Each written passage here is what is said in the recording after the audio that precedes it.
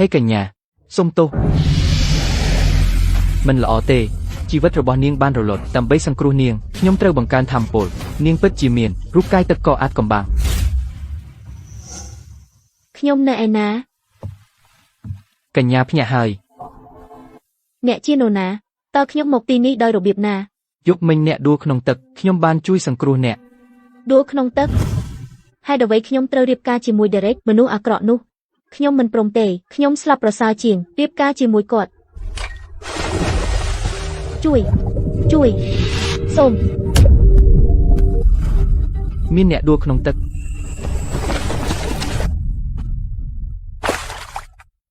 យប់មិញខ្ញុំគិតថាខ្ញុំពិតជាដួលមែនទូកខ្ញុំទើបតែឆ្លងកាត់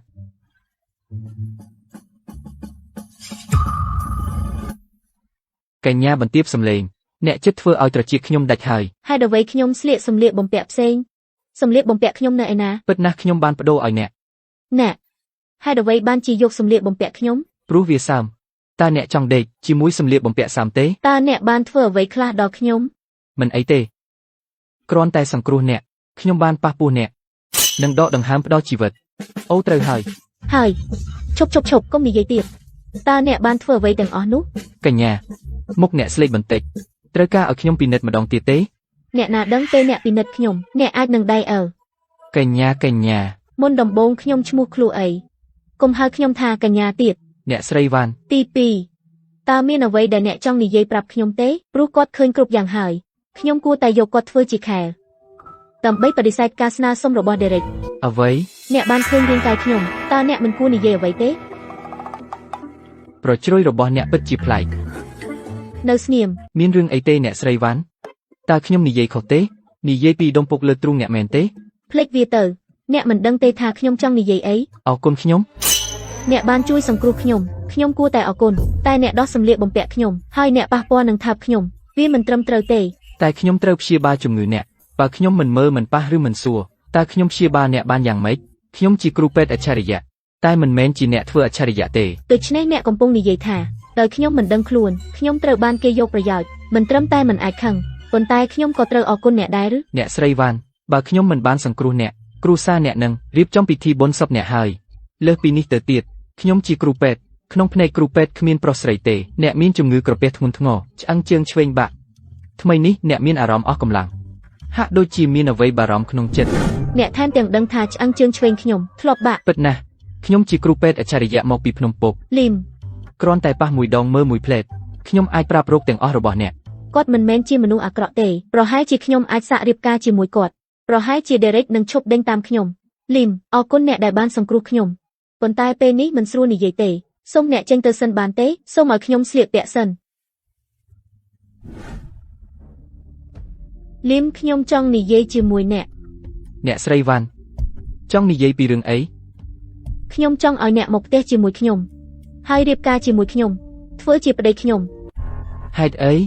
អ្នកបានឃើញរាងកាយខ្ញុំអ្នកគួរតែទទួលខុសត្រូវតែខ្ញុំតើអ្នកយល់ព្រមទេឬអត់លីមឥឡូវជំនាញអ្នកលើសខ្ញុំហើយខ្ញុំគ្មានអ្វីត្រូវបង្រៀនអ្នកទៀតទេអ្នកគួរតែចុះពីភ្នំទៅបាទលោកគ្រូលើកនេះចុះភ្នំខ្ញុំមានកិច្ចការពីរទៀតឲ្យអ្នកធ្វើសូមប្រាប់ខ្ញុំលោកគ្រូទី1អ្នកមានរូបកាយវិញ្ញាណសុទ្ធយ៉ាងអ្នកត្រូវរករូបកាយវិញ្ញាណទឹកកកអាចកំបាំងដើម្បីមានកូនអ្នកត្រូវតែមានចៅប្រុសឲ្យខ្ញុំរីឯកិច្ចការទី2បង្កើត clinic ផ្សព្វផ្សាយអស្ថបុរាណចៃដន្យអ្នកស្រីវ៉ាន់ជាមនុស្សម្នាក់ក្នុងចំណោម1លានរូបកាយវិញ្ញាណទឹកកកអាចកំបាំងរៀបការកិច្ចការទី1របស់ខ្ញុំបានសម្រេចពាក់កណ្ដាលហើយខ្ញុំអាចក្លាយជាអ្នកខ្លាំងជាងមុនការរៀបការជាមួយអ្នកមិនមានបញ្ហាទេប៉ុន្តែតើអ្នកយល់ព្រមមានកូនជាមួយខ្ញុំទេមានកូនជាមួយអ្នកជំពាវខ្ញុំថាយើងនឹងរៀបការហើយអ្នកនិយាយពីការមានកូនហើយឬមិនអីទេខ្ញុំគ្មានជំរឿផ្សេងទៀតទេលើមិនអីទេខ្ញុំយល់ព្រមលឿនម្លេះប្រហែលជាមានអ្វីលាក់កំបាំងប៉ុន្តែខ្ញុំមិនអាចបោះបង់រូបកាយវិញ្ញាណទឹកកកបានទេមិនអីទេខ្ញុំខ្លាំងមែនទែនអីខ្លាចទេខ្លាចខ្ញុំមិនខ្លាចតតែសោះរៀបការជាមួយប្រពន្ធស្អាតខ្ញុំសប្បាយចិត្តខ្លាំងណាស់មិនអីទេអញ្ចឹងតោះឡើងគោកទៅយកបានរៀបការខ្ញុំមិនដែលគិតថាបន្ទាប់ពីចុះពីភ្នំមកខ្ញុំនឹងរៀបការជាមួយប្រពន្ធស្អាតបែបនេះអញ្ចឹងសម្លាញ់មានរឿងអី យើងហៀបនឹងជួបគ្រួសារអូនអាណិតអាឡ័យណាស់សម្លាញ់ប្រកាសថាមិនត្រូវការយកអីទៅទេ មិនបាច់ទេគ្រួសារខ្ញុំមានអីទាំងអស់លីម ហើយថាប្តីវិញ ប្តី សម្លាញ់សំលេងអូនពីរោះណាស់ ប្តីក្រោយមកគ្រួសារខ្ញុំអាចនិយាយពាក្យអាក្រក់ដាក់បងឬក៏វាដំទៀតបងនៅមានឱកាសដកថយ មិនអីទេអូនហើយបងថាប្តីរួចហើយបងនឹងនៅក្បែរអូនមិនថារឿងអីទេ អញ្ចឹងទៅ សម្លាញ់អូនជាអ្នកមានដែលគេនិយាយគ្រប់គ្នាមែនទេអញ្ចឹងបងត្រូវអូនចិញ្ចឹមមែន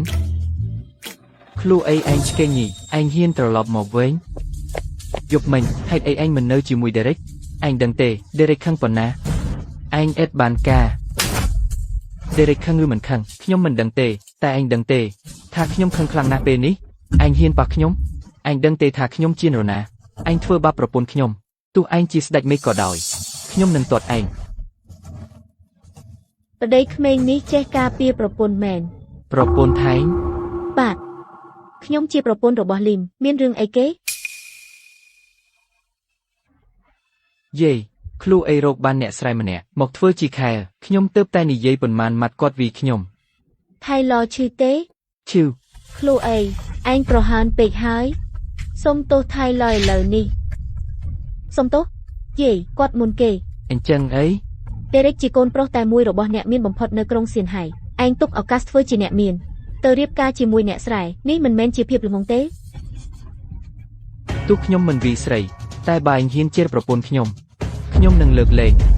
ឯងជានរណាឯងហ៊ានវីគេនៅក្នុងផ្ទះវ៉ានខ្ញុំឈ្មោះលីមខ្ញុំជាប្តីខ្លួនអីខ្ញុំមិនខ្វល់ពី Derek លោកចាំងទេតែបើឯងធ្វើបាបស្រីរបស់លីមខ្ញុំមិនទុកឲ្យរួចខ្លួនទេ លីមខ្លួនអីល្ងីល្ងើនេះជាបុរសដែលឯងជ្រើសយេខ្ញុំ លោកយាយវ៉ានខ្ញុំខ្វះអ្វី ឯងជាអ្នកមានត្រកូលខ្ពស់ឬជាមេតបឬក៏សុំតែធ្វើស្រែនៅក្នុងថោអូ ខ្ញុំគ្មានអ្វីទាំងអស់ប៉ុន្តែខ្ញុំដឹងឯងនៅសល់តែ3ថ្ងៃទេ អីហ៊ានអីដាក់បណ្ដាសាខ្ញុំ ជឿមិនជឿនាងប្រហែលជាមិនរស់បាន3ថ្ងៃទៀតទេកូនឆ្កែពិតមាត់អ្នកណាម្នាក់ប្រញាប់យកវាចេញពីទីនេះខ្លួនអីអូខ្លួនអីអ្នកពិតជាធ្វើឲ្យខកចិត្តណាស់ស្ដាប់ពួកឯងទៅកាត់ចំណងជាមួយកូននេះឥឡូវនេះហើយសុំទោសយាយផង អាថោបុរសនេះមិនត្រឹមតែវាខ្ញុំនឹងថៃឡទេតែឥឡូវនេះគាត់និយាយរឿងឈួតទៀតការសុំទោសតែម្នាក់ឯងមិនគ្រប់គ្រាន់ទេ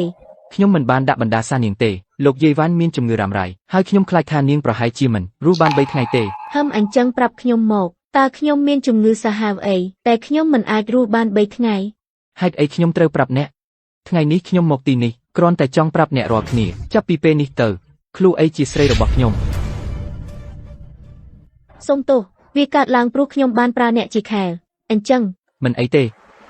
តែអ្នកមើលទៅមិនសូវសប្បាយចិត្តទេបើអ្នកស្ដាយក្រោយឥឡូវយើងអាចលែងលះគ្នាបាន ខ្ញុំមិនស្ដាយក្រោយទេខ្ញុំគ្រាន់តែកំពុងគិតរឿងអីមួយ រឿងអីប្រាប់មក អញ្ចឹងអ្នកឃើញទេខ្ញុំធ្លាប់ពើពីអ្នកដែលធ្លាប់ឆ្លងកាត់ថាក្រោយរៀបការហើយអ្នកអាចបង្កើតកូនបានសម្លាញ់ចង់បង្កើតកូនជាមួយខ្ញុំទេ ខ្ញុំប្រហែលជាយើងគួរស្គាល់គ្នាឲ្យច្បាស់សិន សម្លាញ់ខ្ញុំស្គាល់អ្នកច្បាស់ណាស់សម្លាញ់អ្នកកម្ពស់5 feet 7 អ៊ីងទម្ងន់111ផោនទ្រូង34អ៊ីងជើង3 feet 11អ៊ីងរដូវអ្នកចិត្តមកដល់ហើយអ្នកមិនដែលនៅជាមួយបរិសណាទេសម្លាញ់ខ្ញុំថាខុសទេ អ្នកធ្វើម៉េចដឹងថាខ្ញុំមិនដែលនៅជាមួយបុរស ព្រោះខ្ញុំជាគ្រូពេទ្យអច្ឆរិយៈពីភ្នំឈីងយួនមើលហើយងាយស្រួលដឹង គ្រូពេទ្យអច្ឆរិយៈអញ្ចឹងមានន័យថាអ្នកមិនមែនគ្រាន់តែអួតទេយាយរបស់ខ្ញុំឈឺធ្ងន់ណាស់ មិនមែនឈឺទេវាជាជំងឺរ៉ាំរ៉ៃជំងឺចាស់យូរឆ្នាំឬគល់នៅក្នុងសួតនាងនៅសល់តែ2ឬ3ថ្ងៃទៀតប៉ុណ្ណោះ ប៉ុន្តែយាយតែងតែទៅមន្ទីរពេទ្យធំពិនិត្យសុខភាពអ្នកអាចទេថានាងធម្មតាទេ គ្រូពេទ្យនិងម៉ាស៊ីនទាំងនោះមិនអាចស្មើប្តីរបស់អ្នកបានទេ បើអ្វីដែលលីមនិយាយពិតមែនអញ្ចឹងមានន័យថាខ្ញុំបានរកឃើញប្តីជាកំណប់ហើយ សម្លាញ់យើងត្រូវទៅណាបន្ទាប់ទៅផ្ទះហើយបង្កើតកូន លីមដំបងឡើយខ្ញុំគ្រាន់តែប្រើអ្នកជាខែប៉ុណ្ណោះខ្ញុំមិនបានគិតចង់ទៅមុខទៀតទេ អញ្ចឹងអ្នកបោកខ្ញុំឲ្យរៀបការខ្ញុំចូលចិត្តអ្នកខ្លាំងណាស់មិនអាចចង់បានរូបកាយអ្នកបានទេ លីមសុំឲ្យខ្ញុំពេលខ្លះសិនពេលណាអារម្មណ៍យើងសម្រុំយើងអាចនិយាយពីការមានកូនបានមែនទេ អូខេ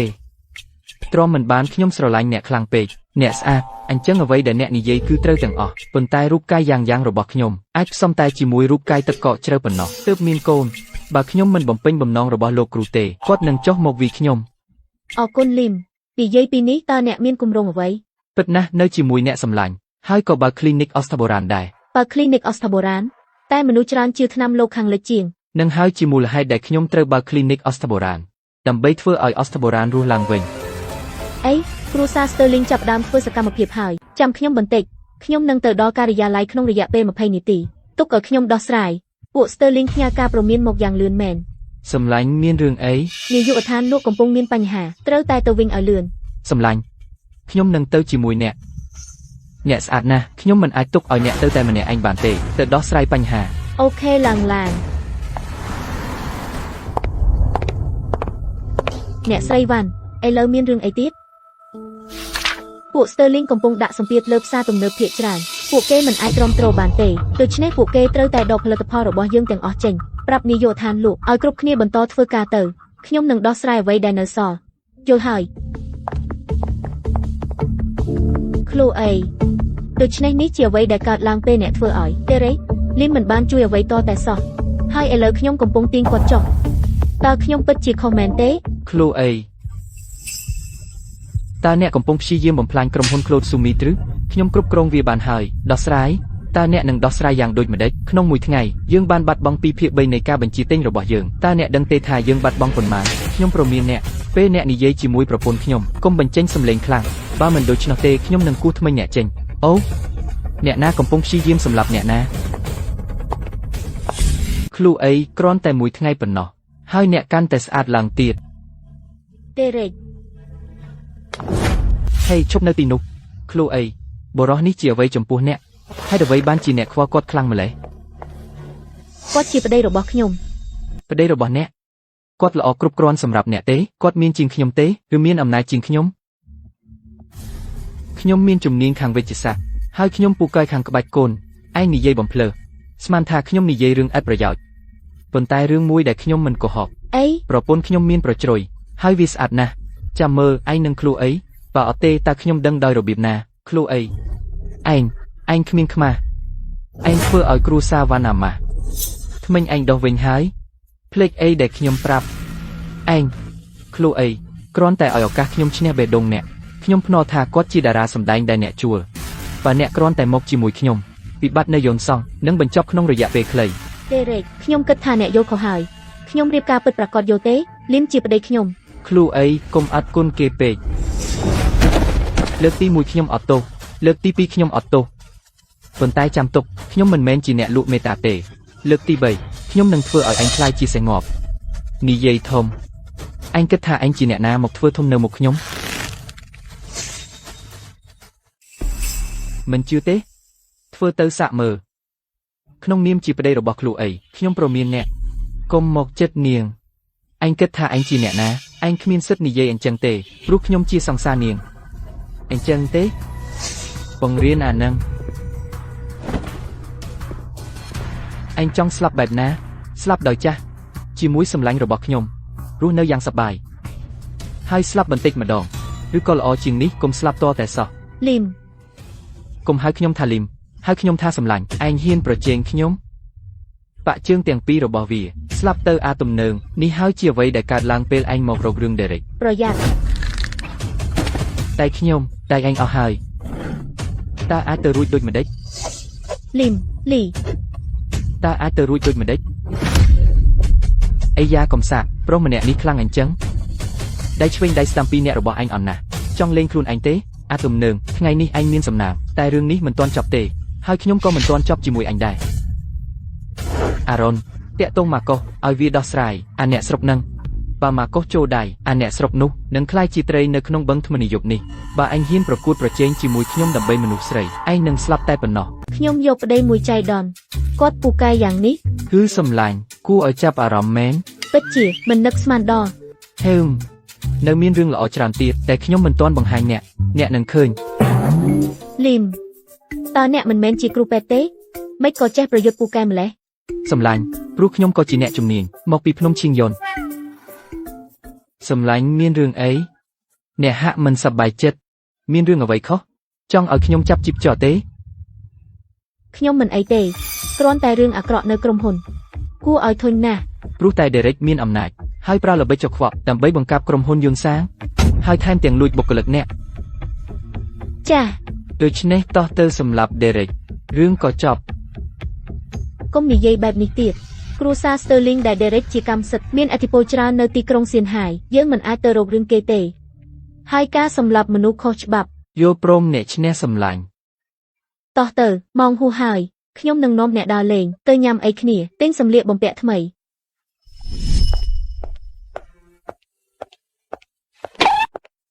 សម្លាញ់ស្រីនៅទីក្រុងមិនពាក់ខោទេ នោះជាស្រោមជើងវាធ្វើឲ្យជើងមានរាងធ្វើឲ្យរាងស្លេងខ្ពស់ហើយពាក់ហើយត្រជាក់ផងយល់ទេ សុទ្ធតែមិនស្មើអ្នកទេសម្លាញ់អ្នកពាក់ស្រោមជើងខ្មៅស្អាតជាង អូអ្នកនេះអត់ល្អទេមានអ្នកដួលសន្លប់តាភ្ញាក់ឡើងកុំធ្វើឲ្យខ្ញុំភ័យ ប្រញាប់យកគាត់ចេញកុំបិទផ្លូវកុំរុញរើគាត់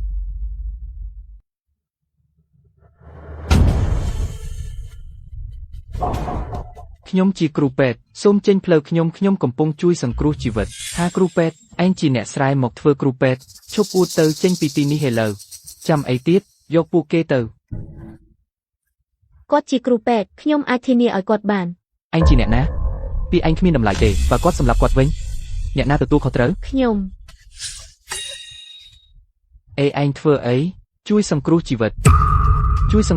ដោយកាំបិតឯងជាគ្រូខ្លាញ់ខ្លាយបែបណាចាំអីទៀតបញ្ឈប់គាត់បើគាត់សម្លាប់បុរសនោះយើងទាំងអស់គ្នានឹងខូចត្រូវ ឈប់កុំឲ្យពួកគេឆ្លងកាត់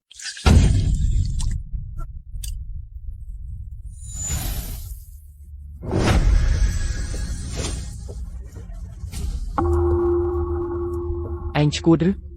មកជុលវិញបែបនេះឯងចង់សម្លាប់គាត់ស្លាប់ហើយស្លាប់អាទំនើងឯងសម្លាប់គាត់ឯងត្រូវទទួលខុសត្រូវទាំងស្រុង តារបស់ខ្ញុំ ក្មេងតែឯងត្រូវអានឹងសម្លាប់ហើយកុំបន្ទោសយើង លីម ដោះស្រាយហើយចាំអីទៀតឆាប់ចាប់ឃាតករហើយហៅប៉ូលីសបាទពេលប៉ូលីសមកដល់ឯងប្រាប់ពួកគេថាអាទំនើងនោះសម្លាប់តែឯងមិនតាក់ទងនឹងផ្សាររបស់យើងទេយល់ទេ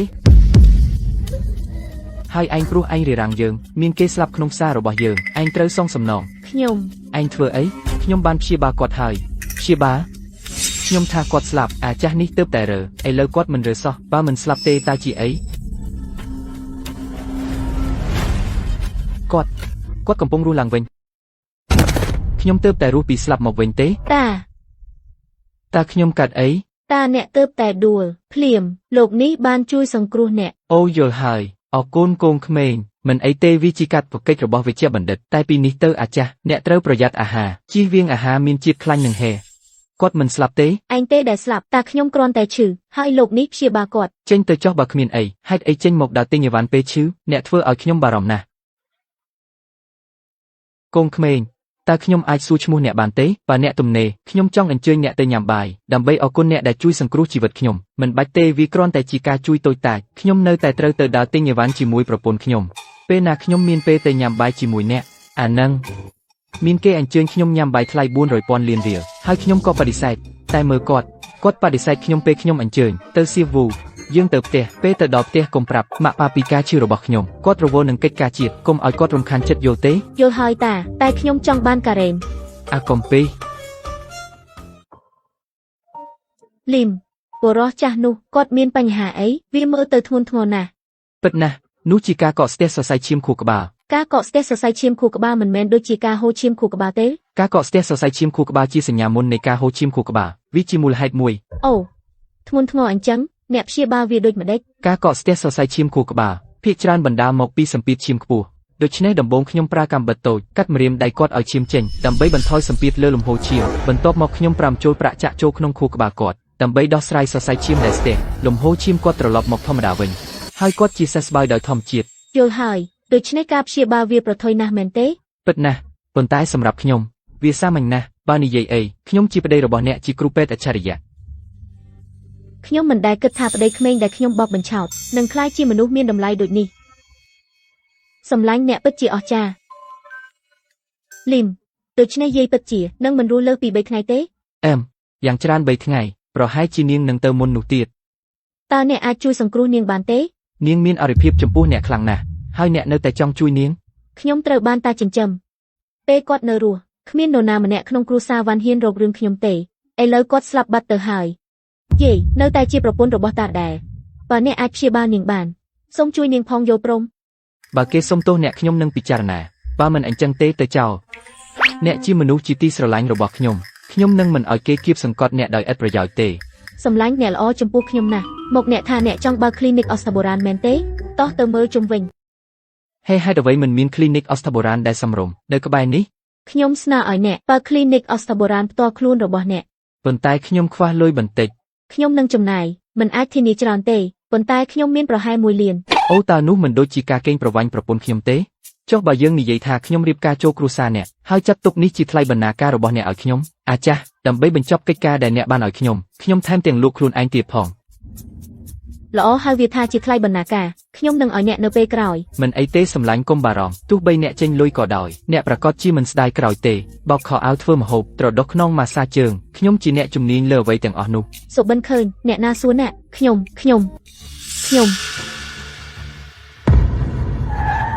ហើយឯងធ្វើអីរើចេញ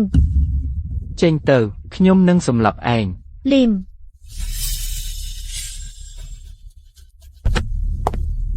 Derek ចាត់អ្នកមកបាទខ្ញុំធ្វើការឲ្យលោក Sterling គ្រប់គ្រាន់ហើយជប់និយាយរឿងតូចតែទៀតដល់ពេលបញ្ជូនអ្នកទៅហើយខ្ញុំស្នើឲ្យអ្នកចាក់ចេញឥឡូវនេះខ្ញុំអាចធ្វើពុតថាមិនបានឃើញអ្នកបើមិនអញ្ចឹងទេខ្ញុំនឹងវាយអ្នករហូតដល់អ្នកហៅខ្ញុំថាប៉ាមិនសមហេតុផលដោយសារអ្នកមានជំនាញខ្លះអ្នកគិតថាអ្នកអាចធ្វើជាមនុស្សរឹងរូសបានខ្ញុំជាមហាគ្រូធម្មពលជាក់ស្ដែងផ្ដួលអ្នកគឺងាយស្រួលដូចចំណិតនំឈប់និយាយទៀតមកទៅខ្ញុំនៅតែត្រូវនាំប្រពន្ធខ្ញុំទៅផ្ទះស្លាប់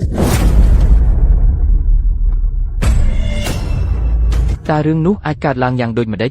បច្ចេកទេសក្រញាំអន្ត្រីរបស់ខ្ញុំអាចថែមទាំងទម្លុះបន្ទះដែកបានទៀតផងសូម្បីតែមហាគ្រូធម្មពលលាក់កំបាំងក៏មិនហ៊ានទទួលវាដោយផ្ទាល់ដែរជាមួយធម្មពលតូចតាចនោះអ្នកហ៊ានអួតអ្នកណាឲ្យអ្នកហ៊ានអ្នកជាមហាគ្រូមិនអីទេអ្នកមិនទាន់ដល់20ឆ្នាំទេតើអ្នកអាចជាមហាគ្រូដោយរបៀបណាអ្នកនិយាយច្រើនពេកហើយទុកជីវិតខ្ញុំ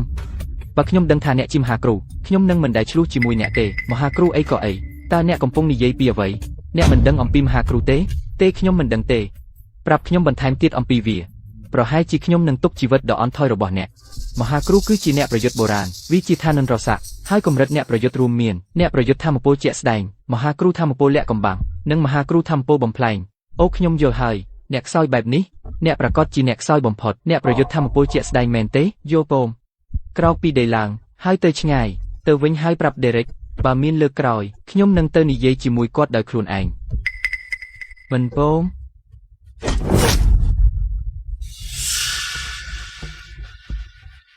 អរគុណដែលបានទុកជីវិតខ្ញុំទៅឆ្ងាយកម្លាំងរបស់ខ្ញុំគួរតែលើសពីកម្រិតមហាគ្រូខ្ញុំឆ្ងល់ថានោះជាឋានន្តរស័ក្តិអ្វីមិនអីទេមិនគិតច្រើនទេអ្វីដែលសំខាន់ជាងសម្លាញ់ដ៏ស្រស់ស្អាតរបស់ខ្ញុំទៅផ្ទះជាមួយគ្នាតើខ្ញុំមានបញ្ហាអ្វី គ្មានអ្វីទេអ្នកប្រហែលជាហត់បន្តិចមុននេះពោករួមទាំងមានសម្ពាធច្រើនហើយអ្នកក៏ដេកលក់ខ្ញុំនឹងទៅយកអុកស៊ីហ្សែនខ្លះមកព្យាបាលអ្នកតើពិតជាដូច្នេះមែនតើយើងមិនស្ទើរតែបុកអ្នកណាម្នាក់គាត់ចង់ប្រយុទ្ធជាមួយអ្នកតើវាកើតឡើងយ៉ាងណាបុរសនោះគ្រាន់តែជាមនុស្សឈួតខ្ញុំលោតចេញស្រែកដាក់គាត់ហើយគាត់រត់បាត់សម្លាញ់កុំបារម្ភពីរឿងទាំងនេះតោះទៅផ្ទះលឿនខ្ញុំចង់ឃើញផ្ទះថ្មីរបស់យើងតើខ្ញុំពិតជានឹងរស់នៅជាមួយបុរសដែលខ្ញុំទើបតែបានជួប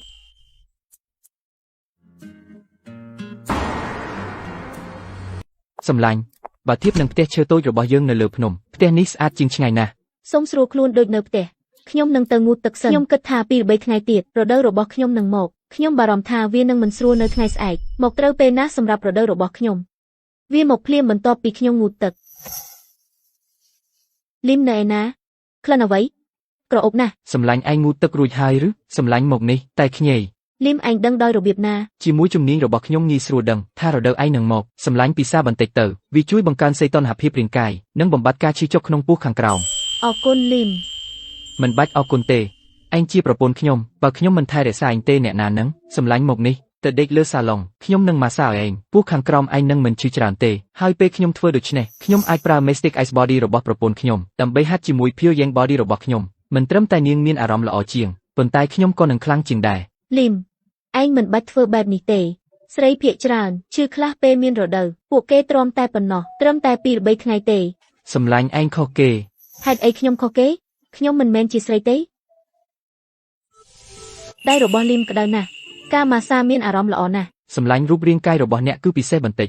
ពិសេស បាទវាត្រូវបានគេហៅថារូបកាយទឹកកកអាត់កំបាំងនិយាយឲ្យសាមញ្ញអ្នកងាយនឹងត្រជាក់នឹងសើមជាងគេ មិនឆ្ងល់ទេដែលខ្ញុំឈឺពោះពេលមករដូវលីមអ្នកថាអ្នកជាគ្រូពេទ្យអច្ឆរិយៈដូច្នេះមានវិធីព្យាបាលទេ វាមិនពិបាកព្យាបាលទេប៉ុន្តែ អ្វី សម្លាញ់តើអ្នកចង់ព្យាបាលរោគសញ្ញាឬមូលហេតុ ព្យាបាលរោគសញ្ញាដូចម្ដេចហើយព្យាបាលមូលហេតុដូចម្ដេចតើអ្វីខុសគ្នា ការព្យាបាលរោគសញ្ញាគឺសាមញ្ញដូចអ្វីដែលខ្ញុំកំពុងធ្វើឥឡូវនេះគ្រាន់តែឲ្យអ្នកម៉ាស្សាសាមញ្ញនិងលាបកម្ដៅប៉ុន្តែវាបានតែពេលនេះទេពេលក្រោយវាប្រហែលជាមិនបានទេសម្រាប់មូលហេតុវិធីសាស្ត្រគឺមិនធម្មតាបន្តិចអ្នកប្រហែលជាមិនយល់ព្រមទេ វិធីសាស្ត្រសម្រាប់មូលហេតុគឺអ្វីប្រាប់ខ្ញុំជាមុនសិនអ្នកជាមនុស្សអាក្រក់ សម្លាញ់ខ្ញុំមិនមែនជាមនុស្សអាក្រក់ទេបុរសជាយ៉ាងស្ត្រីជាយិននេះជាដំណោះស្រាយល្អបំផុត មែនទេ សម្លាញ់យើងជាប្តីប្រពន្ធតើខ្ញុំអាចលេងសើចអំពីរាងកាយអ្នក ហឹមអ្នកមិនហ៊ានទេបន្តម៉ាស្សាខ្ញុំទៅចំណែកការព្យាបាលមូលហេតុលីមខ្ញុំមិនទាន់ត្រៀមខ្លួនទេ បាទសម្លាញ់ការហ្វឹកហាត់ជាមួយរូបកាយទឹកកកអាត់កំបាំងនេះពិតជាអស្ចារ្យណាស់ក្នុងរយៈពេលតែប៉ុន្មាននាទីកម្លាំងខាងក្នុងរបស់ខ្ញុំកើនឡើងច្រើនវាដូចជាការហ្វឹកហាត់រយៈពេល3ឆ្នាំសម្លាញ់បត់ទៅសូមឲ្យខ្ញុំម៉ាស្សាគូតអ្នកវាក៏អាចបំបត្តិការឈឺពោះពេលមករដូវផងដែរ មែនទេ តើខ្ញុំនឹងកុហកអ្នកទេ អូខេក្លិនអីហ្នឹងឆ្ងាញ់ណាស់ សម្លាញ់អ្នកភ្ញាក់ហើយមកញ៉ាំអាហារពេលព្រឹក អ្នកធ្វើទាំងអស់នេះឬ ប្រកបណាស់ញ៉ាំទៅឆ្ងាញ់ណាស់ ឆ្ងាញ់ទេឆ្ងាញ់ខ្ញុំមិនជឿថាអ្នកចេះពេទ្យហើយក៏ចេះធ្វើម្ហូបឆ្ងាញ់ទៀត ហើយហេសម្លាញ់រៀបការជាមួយខ្ញុំអ្នកនឹងមានជីវិតល្អខ្ញុំនឹងធ្វើឲ្យអ្នកអប់លប់និងមានសុខភាពល្អហើយមើលទៅភ្លឺថ្លា អូខ្ញុំមិនមែនជ្រូកទេ គ្រាន់តែជាការនិយាយលេងអញ្ចឹងក្រោយពីរៀបការជាមួយខ្ញុំអ្នកមិនចាំបាច់ព្រួយបារម្ភអីទៀតទេ ហាឡូ ឃ្លូអីយាយជឿធ្ងន់ណាស់មកមន្ទីរពេទ្យភ្លាម អីលីមតើអ្នកមកជាមួយខ្ញុំទៅមន្ទីរពេទ្យបានទេយាយឈឺធ្ងន់ណាស់ខ្ញុំខ្លាចមានរឿងអីកើតឡើងចំពោះនាង ខ្ញុំគិតថាខ្ញុំប្រមាថស្ថានភាពរបស់នាងខ្ញុំគិតថាជំងឺរបស់នាងនឹងត្រូវចំណាយពេល2 ឬ 3ថ្ងៃទើបកាន់តែធ្ងន់ធ្ងរប៉ុន្តែវាកើតឡើងយ៉ាងធ្ងន់ធ្ងរក្រោយតែមួយថ្ងៃ លីមនាងនៅតែជាយាយរបស់ខ្ញុំប្រពន្ធរបស់តាខ្ញុំសម្លាញ់អញ្ចឹងមិនអីទេ យល់ព្រមសម្លាញ់តោះទៅព្រោះខ្ញុំឲ្យសម្លាញ់ខ្ញុំបំផុត យាយសុខសប្បាយទេឯងរត់ទៅនៅជាមួយគេលឿនម្លេះអី ឯងនៅខ្វល់ពីយាយគេទេឯងរវល់គិតពីប្រុសឯងពេកហើយអី ខ្ញុំ នាយកកាទឺទើបតែចូលទៅពិនិត្យខ្ញុំប្រកាសថាយើងនឹងមានលទ្ធផលឆាប់កុំបារម្ភបើមិនមែនដោយសារអ្នកទេយាយក៏មិនបានចូលមន្ទីរពេទ្យដែរខ្ញុំប្រាប់អ្នកពីម្សិលមិញហើយអាចារ្យស្រីនោះឈឺធ្ងន់ហើយតើវាតាក់ទងនឹងប្រពន្ធខ្ញុំយ៉ាងដូចម្ដេចបើមិនមែនដោយសារអ្នកទេយាយក៏មិនខឹងខ្លាំងម្លេះដែរធ្វើឲ្យស្ថានភាពនាងកាន់តែអាក្រក់អ្នកហើយដែលត្រូវស្ដីបន្ទោសហើយអ្នកហ៊ាននិយាយទៀតឬ ហ៊ានមកបង្ហាញមុខនៅទីនេះទៀតឬឯងដៀលយាយពីម្សិលមិញមែនទេហើយនាងក៏ដួលសន្លប់ដោយកំហឹង ការទេមុខកាលពីម្សិលមិញអ្នកភ្លេចហើយឬ ខ្ញុំព្រមានអ្នកនេះជាមន្ទីរពេទ្យមិនមែនកន្លែងឲ្យអ្នកមករករឿងទេ អ្នកទាំងអស់គ្នាស្ងប់អារម្មណ៍ស្ដាប់ខ្ញុំស្ថានភាពយាយគឺធ្ងន់ធ្ងរណាស់អ្នកគួរតែរៀបចំចិត្តទុកប្រហែលជាពេលប្រធានអេវ៉ាន់ត្រឡប់មកវិញគាត់ប្រហែលជានៅមានវិធីសាស្ត្រដូច្នេះអ្នកមិនអាចព្យាបាលវាបានទេអ្នកជានរណាអ្នកមានសិទ្ធិនិយាយនៅទីនេះទេ នេះគឺជានាយកកាទឺមកពីមន្ទីរពេទ្យទូទៅទី1អ្នកជំនាញខាងជំងឺបេះដូងកំពូលអ្នកគិតថាអ្នកជានរណា អ្នកមិនអាចរកឃើញមូលហេតុនៃជំងឺអ្នកជំងឺទេហើយអ្នកហៅខ្លួនឯងថាអ្នកជំនាញតាមអ្វីដែលអ្នកនិយាយអ្នកអាចកំណត់រកឃើញស្ថានភាពអ្នកជំងឺពិតណាស់ខ្ញុំដឹងខ្ញុំមិនចាំបាច់មើលផងរោគសញ្ញារបស់យាយនិងមូលហេតុនៃជំងឺរបស់នាងអ្នកនិយាយបំភ្លឺអ្នកគិតថាអ្នកជាគ្រូពេទ្យអច្ឆរិយៈមែនទេអ្នកមិនជឿខ្ញុំទេល្អចាំមើលឲ្យខ្ញុំ2នាទីឈប់អាកូនឆ្កែឈប់រករឿងនៅទីនេះចេញទៅលើ ពូលីមពូកែខាងថ្នាំពេទ្យណាស់ឲ្យគាត់សាកល្បងមើល មិនសមហេតុផលគាត់មិនចេះអីពីថ្នាំពេទ្យទេត្រូវហើយបើគាត់បង្កបញ្ហាអ្វីមួយតើអ្នកទទួលខុសត្រូវបានទេថៃឡមើលអានឹងផងខ្ញុំទៅហៅសន្តិសុខឯងគិតថាអាចបញ្ឈប់ខ្ញុំបានទេប្រតិកម្មល្អណាស់ឯងឈរធ្វើអីចូលទៅបញ្ឈប់គាត់ឥឡូវកុំឲ្យគាត់ប៉ះលោកយាយវ៉ាន់ដោយមកចូលតែមួយខ្ញុំអាចដាស់លោកយាយវ៉ាន់ឲ្យភ្ញាក់បាន អេលោកយាយវ៉ាន់ជាធ្ងន់ហើយអាទំនើងនេះនៅញ៉ៃញ៉ៃប្រកាសជាមានបញ្ហាប្រញាប់បញ្ឈប់គាត់ឈប់នៅទីនោះអាទំនើងយេអាទំនើងឯងរករឿងហើយបើម្ដាយខ្ញុំមានរឿងអីខ្ញុំនឹងចាប់ឯងដាក់គុក ឃ្លូអីបើលោកយាយវ៉ាន់មានបញ្ហាឯងនឹងក្លាយជាអ្នកនាំឲ្យគ្រួសារវ៉ាន់អាម៉ាស់លីម កុំបារម្ភខ្ញុំនៅទីនេះលោកយាយវ៉ាន់ក្អកឈាមដោយសារឯងនេះជាការព្យាបាលខ្ញុំមិនដែលឃើញការព្យាបាលបែបនេះទេឲ្យខ្ញុំប្រាប់ឯងបើមានរឿងអាក្រក់កើតឡើងចំពោះលោកយាយវ៉ាន់វាមិនតាក់ទងនឹងខ្ញុំទេវាមិនតាក់ទងនឹងមន្ទីរពេទ្យទេដូច្នេះបើអ្នកជំងឺធូរស្រាលក៏មិនមែនជារឿងរបស់ឯងដែរឯងមានន័យអីហេតុអីត្រូវនិយាយជាមួយគាត់ឲ្យខាត់ពេលចាប់គាត់ឥឡូវដាក់គាត់ចូលគុកមើលថាឯងអាចរត់ទៅណាថ្ងៃនេះ នៅឯណាខ្ញុំនៅឯណាហេតុអីបានជាខ្ញុំនៅមន្ទីរពេទ្យ យាយលោកយាយស្រាប់តែដួលសន្លប់យើងនាំលោកយាយមកទីនេះយ៉ាងប្រញាប់ចាស់ នាយកកាទៅលោកបានសង្គ្រោះខ្ញុំម្ដងទៀតមែនទេអរគុណច្រើនណាស់ គាត់មិនមានជំនាញគ្រប់គ្រាន់ដើម្បីសង្គ្រោះលោកយាយទេបើលោកយាយចង់អរគុណអ្នកណាសូមអរគុណប្រពន្ធខ្ញុំបើនាងមិនបានអង្វរខ្ញុំទេខ្ញុំមិនបានសង្គ្រោះលោកយាយទេ ឯងញើអ្នកថ្មីដូចឯងតើអាចធ្វើអីសង្គ្រោះខ្ញុំ វិកតអ្នកមិនគិតដូច្នេះទេលោកយាយវ៉ាន់ពិតជាគាត់នឹងហើយដែលបានសង្គ្រោះលោកយាយ ធ្វើម៉េចបើជាអ្នកកុំគិតថាគ្រាន់តែអ្នកមានសំណាងហើយព្យាបាលខ្ញុំជាអ្នកអាចធ្វើអ្វីតាមចិត្តបានអញប្រាប់អ្នកអីរឿងរៀបការរបស់អ្នកជាមួយឃ្លូអីខ្ញុំមិនទាន់យល់ព្រមទេ ត្រូវការយល់ព្រមពីលោកយាយឬមើលចុះត្រាផ្លូវការយើងបានរៀបការស្របច្បាប់ហើយឃើញទេយើងមិនត្រូវការការទទួលស្គាល់ពីលោកយាយទេ ឯងមានអីមកអំនួតអ្នកណាដឹងថាជំងឺរបស់លោកយាយពិតជាសះស្បើយហើយឬបើវាគ្រាន់តែជាការច្បាស់លាស់មុនស្លាប់វិញម៉ាក់ខ្ញុំមិនមានន័យដូច្នេះទេខ្ញុំមានន័យថាអ្នកណាដឹងថាអាទំនើងនេះអាចទុកចិត្តបានឬអត់ កាទៅលោកយាយវ៉ាន់យ៉ាងម៉េចដែរខ្ញុំបាននាំសុភាពបុរសម្នាក់នេះមកដោយមានគាត់នៅទីនេះលោកយាយវ៉ាន់ពិតជានឹងជាសះស្បើយហេតុអីបានជាអាទំនើងនេះនៅទីនេះដែរយប់មិញខ្ញុំបានបញ្ជូនម៉ាកុសទៅដោះស្រាយគាត់មិននឹកស្មានថាអានឹងនៅរស់ទេម៉ាកុសប្រហែលជាមិនបានបញ្ចប់ការងារប៉ុន្តែអីក៏អីខ្ញុំមានវិធីច្រើនណាស់ដើម្បីលេងជាមួយគាត់លោកយាយវ៉ាន់នេះជាប្រធានអេវ៉ាន់គាត់ជាគ្រូពេទ្យជំនាញខ្ញុំប្រកាសថាគាត់អាចបំបត្តិការឈឺចាប់របស់លោកយាយបាន អរគុណ Derek ការទិតើស្ថានភាពរបស់លោកយាយវ៉ាន់យ៉ាងម៉េចប្រាប់ខ្ញុំជាមុនសិនតើអ្នកបានព្យាបាលលោកយាយវ៉ាន់រួចហើយបាទលោកយាយវ៉ាន់លោកយាយធ្លាប់មានរបួសទ្រូងធ្ងន់ធ្ងរមួយអាចារ្យនោះចេះច្រើនណាស់ បាទពេលខ្ញុំនៅក្មេងខ្ញុំបានទទួលការវាយដំដោយចៃដន្យនៅទ្រូងប៉ុន្តែខ្ញុំពិនិត្យសុខភាពរៀងរាល់ឆ្នាំហើយគេមិនដែលរកឃើញអ្វីខុសទេអញ្ចឹងហើយរបួសនោះកាលពីពេលនោះ វាបានធ្វើឲ្យសៃរបស់លោកយាយខូចនោះហើយជាមូលហេតុដែលសរសៃរបស់លោកយាយត្រូវបានស្ទះពោពេញទៅដោយគ្រោះថ្នាក់លាក់កំបាំង ប៉ុន្តែហេតុអ្វីពេលខ្ញុំនៅក្មេង លោកយាយមិនដែលមានរោគសញ្ញាអ្វីទេយុវជនអ្នកហើយជាអ្នកព្យាបាលលោកយាយវ៉ាន់អញ្ចឹងអ្នកពន្យល់ទៅលើកនេះជាឱកាសសម្រាប់ Derek ដើម្បីរៀបចំតើយើងអាចឲ្យលីមលួចយកកិត្តិយសបានយ៉ាងម៉េចលោកអេវ៉ាន់ហេតុអ្វីអ្នកមិនពន្យល់បុរសនេះគ្រាន់តែជាគ្រូខ្លែងខ្លាយប៉ុណ្ណោះគាត់គ្មានជំនាញពិតប្រាកដទេបាទលោកអេវ៉ាន់លោកជាគ្រូពេទ្យជំនាញយើងជឿជាក់លើជំនាញរបស់លោកអេវ៉ាន់សូមលោកជឿជាក់ថ្លៃពីគ្រោះនឹងមានច្រើនលោកប្រហែលជាមិនដឹងរឿងនេះទេប៉ុន្តែខ្ញុំអាចធ្វើរោគវិនិច្ឆ័យជំងឺនេះបានប៉ុន្តែខ្ញុំមិនអាចព្យាបាលវាបានទេប៉ុន្តែលីមនៅទីនេះអាចព្យាបាលវាបានតែមានន័យថាជំនាញពេទ្យរបស់គាត់លើខ្ញុំឆ្ងាយណាស់លោកអេវ៉ាន់លោកនិយាយលេងទេអាទំនើងនេះមានជំនាញពេទ្យជាងលោកទៅទៀត បើអ្នកសួរខ្ញុំគាត់មិនសមនឹងមកជូតស្បែកជើងរបស់លោកទេមិនមែនទេឃ្លាតឆ្ងាយណាស់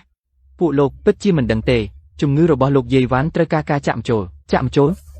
ងាយស្រួលណាស់ខ្ញុំនឹងហៅនរណាម្នាក់ដើម្បីព្យាបាលលោកយាយវ៉ាន់ម្ជុលរបស់គាត់ត្រូវតែពុតបាន ម្ជុលពុតមិនអាចទេ មិត្តវ័យក្មេងរបស់ខ្ញុំបើអ្នកមិនអីទេខ្ញុំចង់រៀនបច្ចេកទេសចាក់ម្ជុលរបស់អ្នកតើអ្នកថាម៉េចប្រធានអេវ៉ាន់លោកជាកម្ពុជាក្នុងប្រទេសជាគ្រូពេទ្យស័ក្តិសិទ្ធិម៉េចលោកអាចរៀនពីអ្នកស្រែនេះអ្នកមិនដឹងអ្វីទេជំនាញពេទ្យរបស់មិត្តវ័យក្មេងរបស់ខ្ញុំពូកែជាងខ្ញុំវាជាកិត្តិយសរបស់ខ្ញុំដែលបានរៀនពីគាត់ខ្ញុំបានអញ្ជើញ Derek មកដើម្បីសង្គ្រោះមុខរបស់គាត់មើលទៅធ្វើម៉េចគាត់ទៅជាក្តារជើងរបស់លីមហើយអ្នកស្រែនេះក៏បានបង្អួតអ្នកមានភ្នែកល្អអាចមើលឃើញវិធីព្យាបាលរបស់ខ្ញុំតែអ្នកខ្វះទេពអ្នកមិនអាចរៀនបច្ចេកទេសសម្ចូលរបស់ខ្ញុំបានទេដូច្នេះភ្លេចចោលមិនអាចបន្តបែបនេះទេប្រធានអេវ៉ាន់បើអ្នកនេះគ្រាន់តែស្មានកុំចាញ់បោកគាត់ ប្រហែលជាគ្រាន់តែចៃដន្យអ្នកហៅអ្នកណាថាកណ្ដុរងាប់ម៉ាក់ខ្ញុំមិនមានន័យបែបនោះទេខ្ញុំគ្រាន់តែគិតពីសុខភាពរបស់ម៉ាក់យើងត្រូវប្រយ័ត្ន ប្រវត្តិរបស់អានឹងមិនច្បាស់ចម្លែកណាស់ប្រយ័ត្នល្អជាងពួកលោកពិតជាមិនដឹងទេអ្នកមិនដឹងអ្វីដែលល្អសម្រាប់អ្នកទេមិត្តវ័យក្មេងរបស់ខ្ញុំយើងទៅសម្លាញ់យើងទៅមិត្តវ័យក្មេងរបស់ខ្ញុំតើអ្នកចាប់អារម្មណ៍ក្នុងការធ្វើការនៅមន្ទីរពេទ្យរបស់យើង បើអ្នកមកខ្ញុំសន្យាយ៉ាងហោចណាស់តំណែងជានាយកឬលើសពីនេះមិនចាប់អារម្មណ៍ទេខ្ញុំត្រូវចំណាយពេលជាមួយសម្លាញ់ហើយក៏ត្រូវបញ្ចប់កិច្ចការរបស់គ្រូខ្ញុំដើម្បីបើក clinic អស្ថាបុរាណពេលណាទើបខ្ញុំមានពេលអញ្ចឹងតែបើអ្នកនឹងបើក clinic អស្ថាបុរាណអ្នកត្រូវទទួលបានលិខិតអនុញ្ញាតត្រឹមត្រូវជាមុនសិនសូមឲ្យខ្ញុំផ្ដល់លេខទូរស័ព្ទរបស់ខ្ញុំឲ្យអ្នកជាមុនគ្រាន់តែទូរស័ព្ទមកខ្ញុំពេលណាក៏បានអាចាស់អ្នកមិនអាក្រក់ទេខ្ញុំនឹងឲ្យវេជ្ជបញ្ជាមួយសម្រាប់បញ្ហារ៉ាំរ៉ៃរបស់អ្នកសូមឲ្យក្រដាសនិងប៊ិចមួយមកខ្ញុំ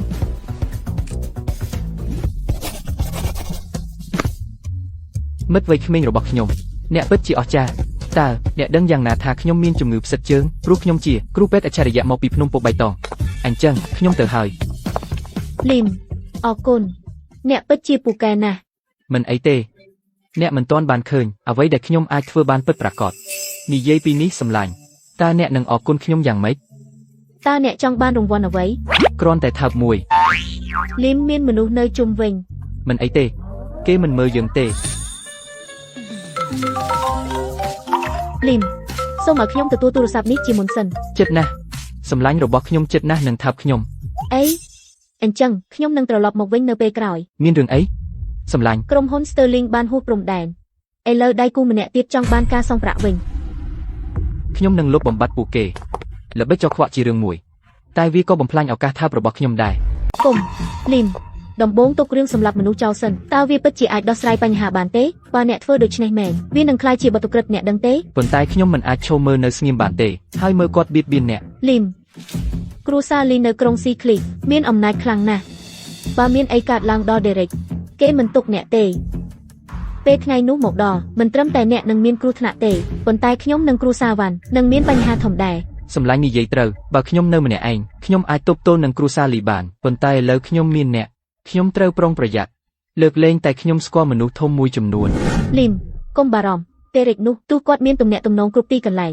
ខ្ញុំឃ្លូអីវ៉ាន់ក៏មិនងាយស្រួលឲ្យគេគៀបសង្កត់ដែរកុំបារម្ភសម្លាញ់ខ្ញុំជឿអ្នក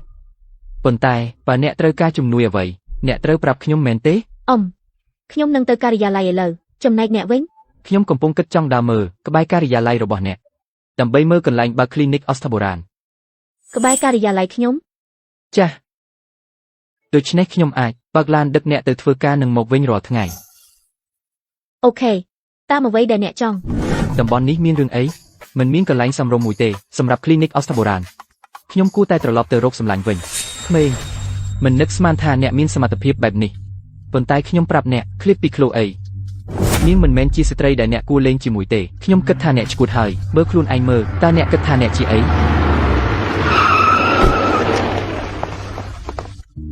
នោះជាមនុស្សដែលចៅហ្វាយចង់អញ្ជើញត្រូវប្រកាសថាអ្នកគោរពគាត់ឲ្យបានត្រឹមត្រូវ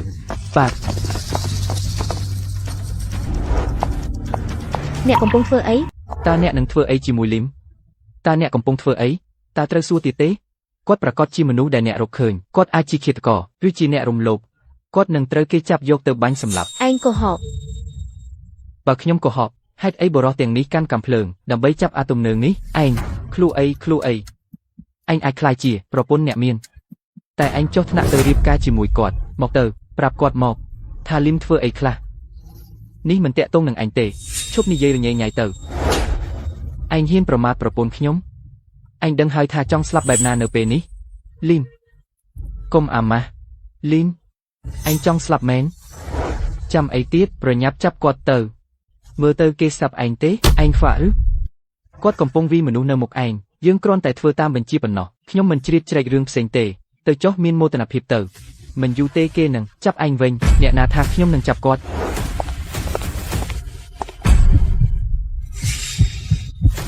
លោកអរគុណដែលបានជួយសង្គ្រោះឪពុកខ្ញុំសូមសួរថាតើលោកព្រមទៅជាមួយខ្ញុំទេអីគ្រូពេទ្យខ្លែងនេះតើគាត់អាចសង្គ្រោះអ្នកណាបានគាត់បោកអ្នកទាំងស្រុងហើយខ្ញុំឈ្មោះវិកត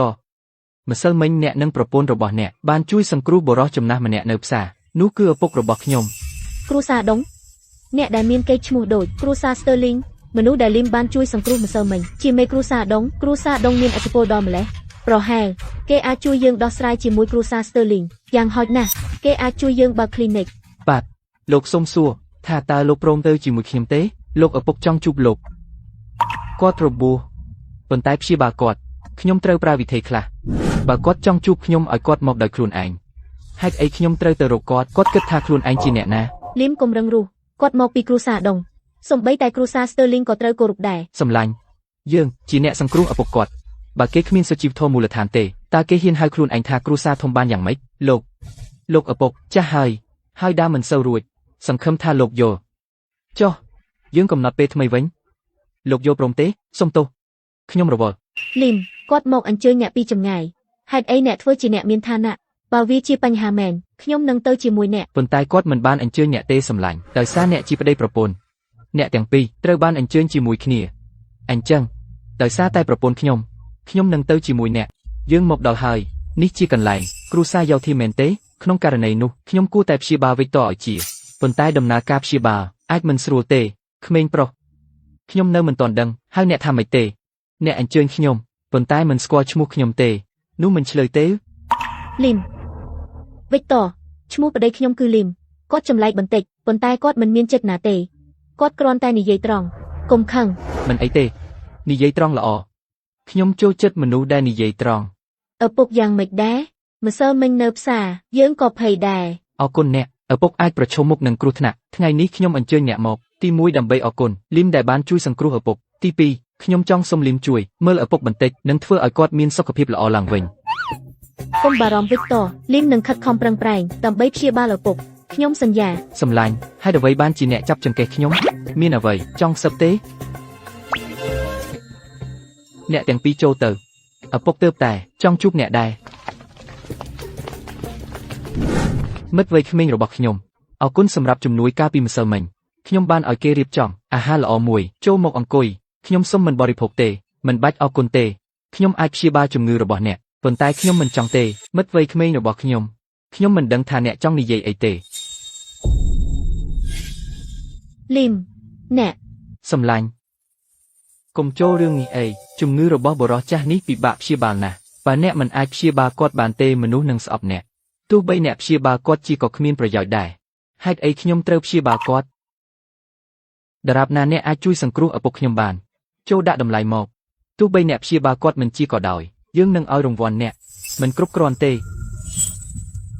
នោះជាប្រពន្ធអ្នកមែនទេប្រពន្ធអ្នកស្អាតណាស់ខ្ញុំចាប់អារម្មណ៍នាងហើយតើអ្នកនឹងលះបង់នាងទេអ្នករកស្លាប់ហើយវិកតកុំឆ្លើយពេកប៉ា លីមតើអ្នកកំពុងធ្វើអីអ្នកឈួតហើយឬ យើងជិតដល់ហើយខ្ញុំមិនបានធ្វើអីទេអារីយ៉ាស្អាតដដែលទោះបីនាងមានកូនហើយក៏ដោយរូបរាងនាងនៅតែល្អឈប់ទៅខ្ញុំសូមទោសចំពោះការវិនិច្ឆ័យខុសរបស់ខ្ញុំគិតថាអ្នកជាមនុស្សល្អឆ្មាំងនាំគាត់ចេញទៅប៉ាសុខភាពរបស់លោកប៉ាខ្ញុំមិនទាន់ស្លាប់ទេហេមានកូនប្រុសបែបនេះប្រយោជន៍អីក្នុងនាមជាបុរសអ្នកពិតជាធ្វើឲ្យខូចកិច្ចណាស់អ្នករកស្លាប់ហើយ លីមឈប់លេងសើចទៅបានទេ នេះជាពេលហើយឥឡូវសុំទោសដែលឈ្លានពានតើអ្នកចង់ធ្វើអីលឿនណាស់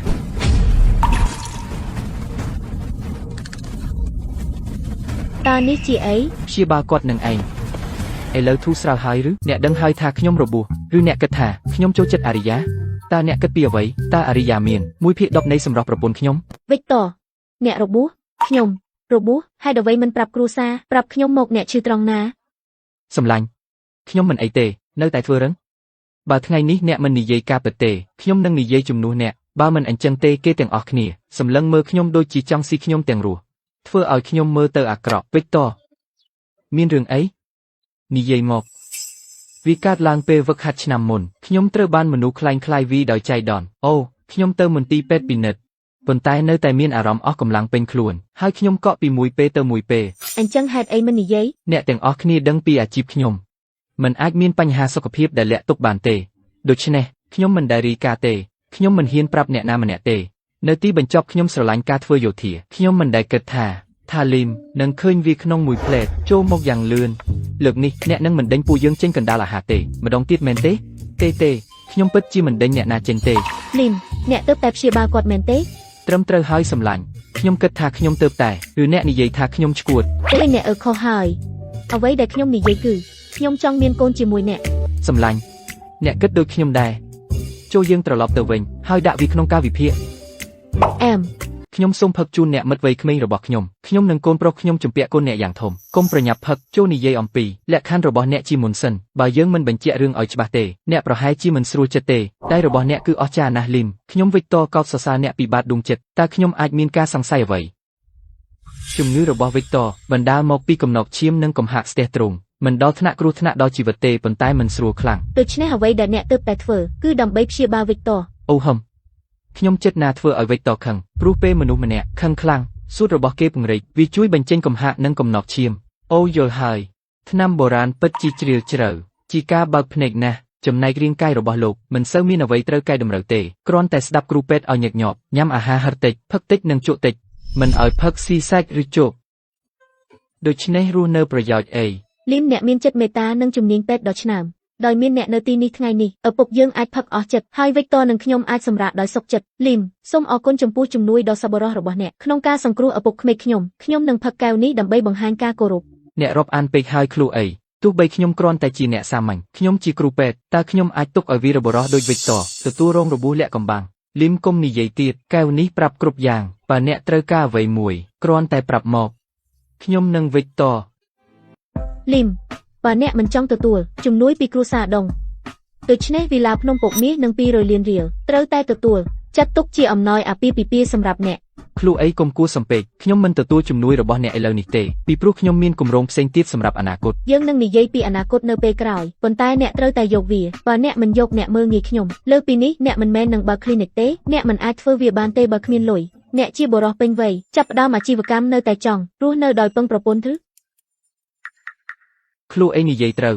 ដូច្នេះកូនសោមនឹងលុយទាំងនេះខ្ញុំនឹងយកវាយើងនឹងទៅឥឡូវនេះអូខេលីមបើអ្នកត្រូវការជំនួយមករកខ្ញុំនឹងទៅភ្លាមលីមមកលេងយើងពេលទំនេរយើងមិនជូនទេ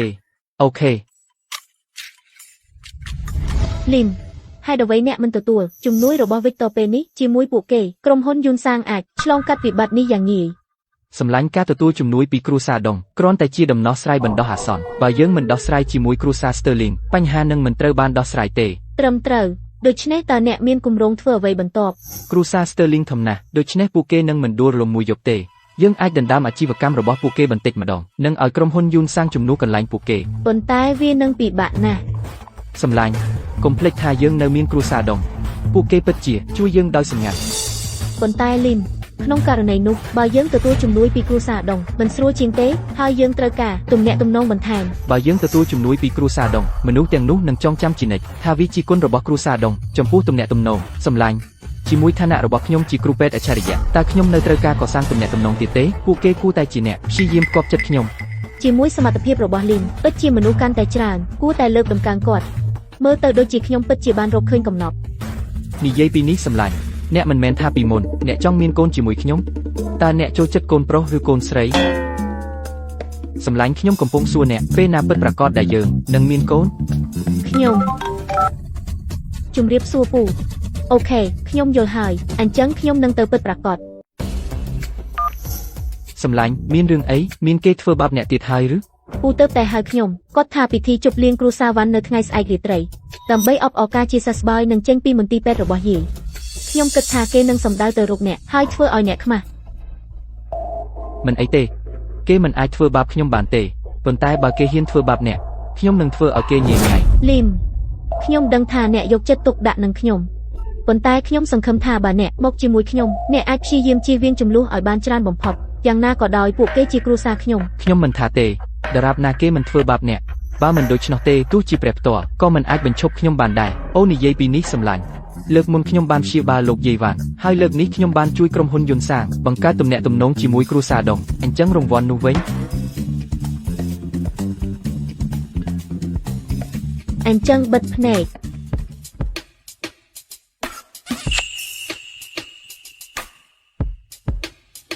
នេះហើយជាអារម្មណ៍នៃក្តីស្រឡាញ់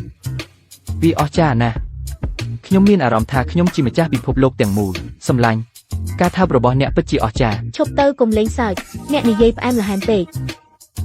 ទេវាផ្អែមនិងបរិសុទ្ធនិយាយពីនេះបបោមាត់អ្នកទន់ណាស់អ្នកធ្វើឲ្យខ្ញុំស្លាប់មកឥឡូវអ្នកមានលុយខ្លះហើយតោះទៅរកកន្លែងតែអ្នកអាចបើក clinic អូខេ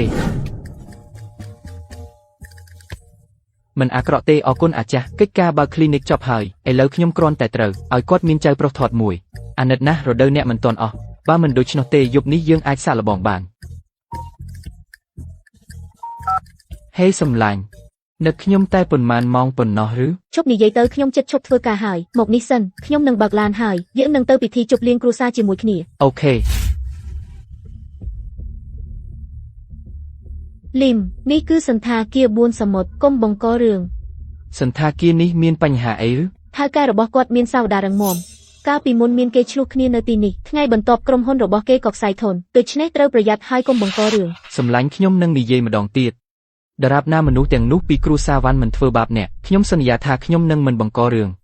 ប្តីខ្ញុំល្អឥតខ្ចោះគ្រប់យ៉ាងប៉ុន្តែគាត់ធ្វើឲ្យខ្ញុំខូចពេកតោះទៅកុំខាតពេល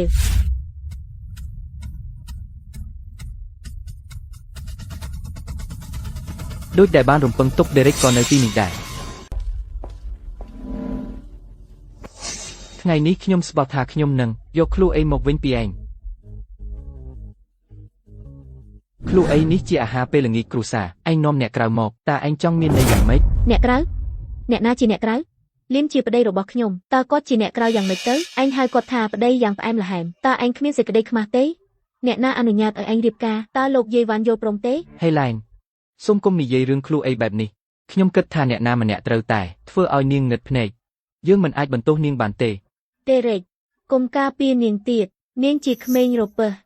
សម្លាញ់ញ៉ាំសាច់ខ្លះញ៉ាំឲ្យឆ្អែតឲ្យថតស្អាតតើឯងមិនដឹងច្បាប់ទេតើអ្នកចាស់ទុំញ៉ាំហើយឬនៅយាយលីមគាត់គ្រាន់តែនៅស្ងៀមខ្ញុំមិនបានសួរឯងទេកុំនិយាយមួយម៉ាត់អីឯងជាព្រះនាងទេឬគ្រួសារនេះមានបល្ល័ង្កត្រូវទទួលច្បាប់ទាំងនេះមកពីណាហ៊ាននេះជាអាហារពេលល្ងាចគ្រួសារវ៉ាន់តើអ្នកក្រៅដូចឯងមានសិទ្ធិអ្វីមករំខានអ្នកក្រៅ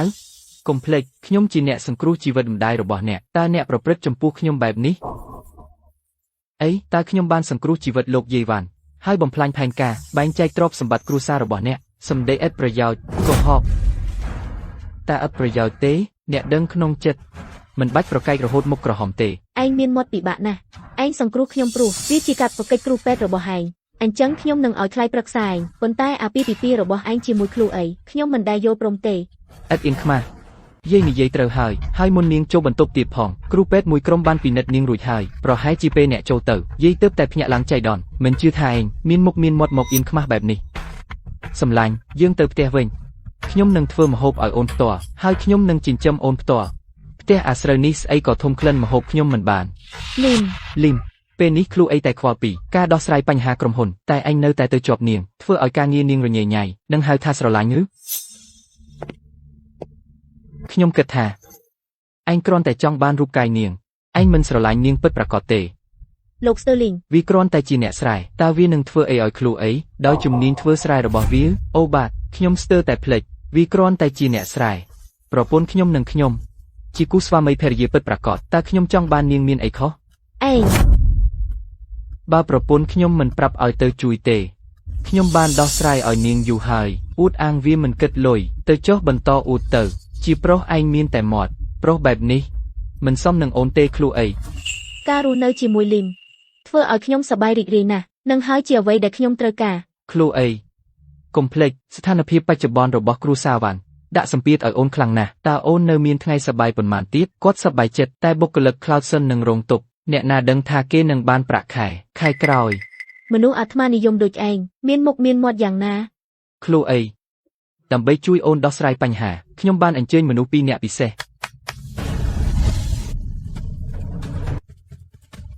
ប្រធាន Chenda ពីក្រុមហ៊ុន Goldmac និងចៅមីងសេងពី Vanguard Finance ពួកគេធ្លាប់ជាដៃគូស្មោះត្រង់នៅក្រុមហ៊ុន Cloudson មកទាំងអស់នេះជាកំហុសរបស់ឃ្លូអីបើនាងមិនបានទៅជាប់ជាមួយលីមអ្នកស្រែនោះហើយធ្វើឲ្យលោក Sterling ខឹងអ្នកទាំងពីរនេះក៏មិនបានកាត់ផ្តាច់ទំនាក់ទំនងជាមួយយើងសំណាងរបស់នាងលោក Sterling ព្រមឲ្យឱកាសនាងវាអាស្រ័យលើនាងថាតើនឹងទទួលយកឬអត់បើឯងអាចប្រើតំណែងអ្នកស្រីតូចរបស់គ្រួសារ Sterling ដើម្បីចរចាជាមួយពួកគេអញ្ចឹងឯងអាចចរចាតាមចិត្តបានមិនវិញដូច្នេះចម្លើយរបស់ឯងជាអីប្រយ័ត្នមាត់ពេលនិយាយជាមួយប្រពន្ធខ្ញុំហេតុអីឯងផ្អៀងមកចិត្តម៉េចឯងចង់ឲ្យខ្ញុំទះមែនទេអាកូនឆ្កែឯងហ៊ានវាខ្ញុំអីដូច្នេះម៉េចឯងមានបញ្ហាមែនបើឯងគំរាមប្រពន្ធខ្ញុំទៀតឬក៏មើលមុខនាងមិនល្អខ្ញុំលីមនឹងទះឯងរហូតល្អណាស់ឃ្លូអី ឯងសម្រេចចិត្តហើយ Derek ពេលនេះខ្ញុំជាប្រពន្ធរបស់ Lim សូមទោស Derek ប៉ុន្តែខ្ញុំនឹងដោះស្រាយវិបត្តិនៅក្រុមហ៊ុនពុកកំពូលដោយវិធីណាមួយ ឃ្លូអីឯងឈួតហើយដោះស្រាយដោយប្រើអីបើគ្មានជំនួយពី Derek ឯងគ្មានតម្លៃអីទេគ្រាន់តែជាសម្រាមអូឯងហៅអ្នកណាថាសម្រាមយេម៉ាក់ប៉ាជួយផងឆាប់ Lim ឯងចង់លើកលែងអ្វីទាំងអស់មែនអ្នកយាមចាប់មនុស្សឈួតនេះចុះ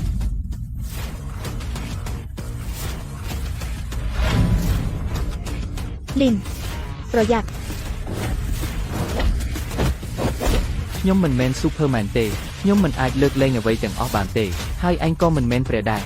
សាកសួរម្ដងទៀតអ្នកណាជាសម្រាមខ្ញុំជាសម្រាមដោយសារឯងគ្រាន់តែជាខ្យល់ឯងនឹងឲ្យឯងទៅ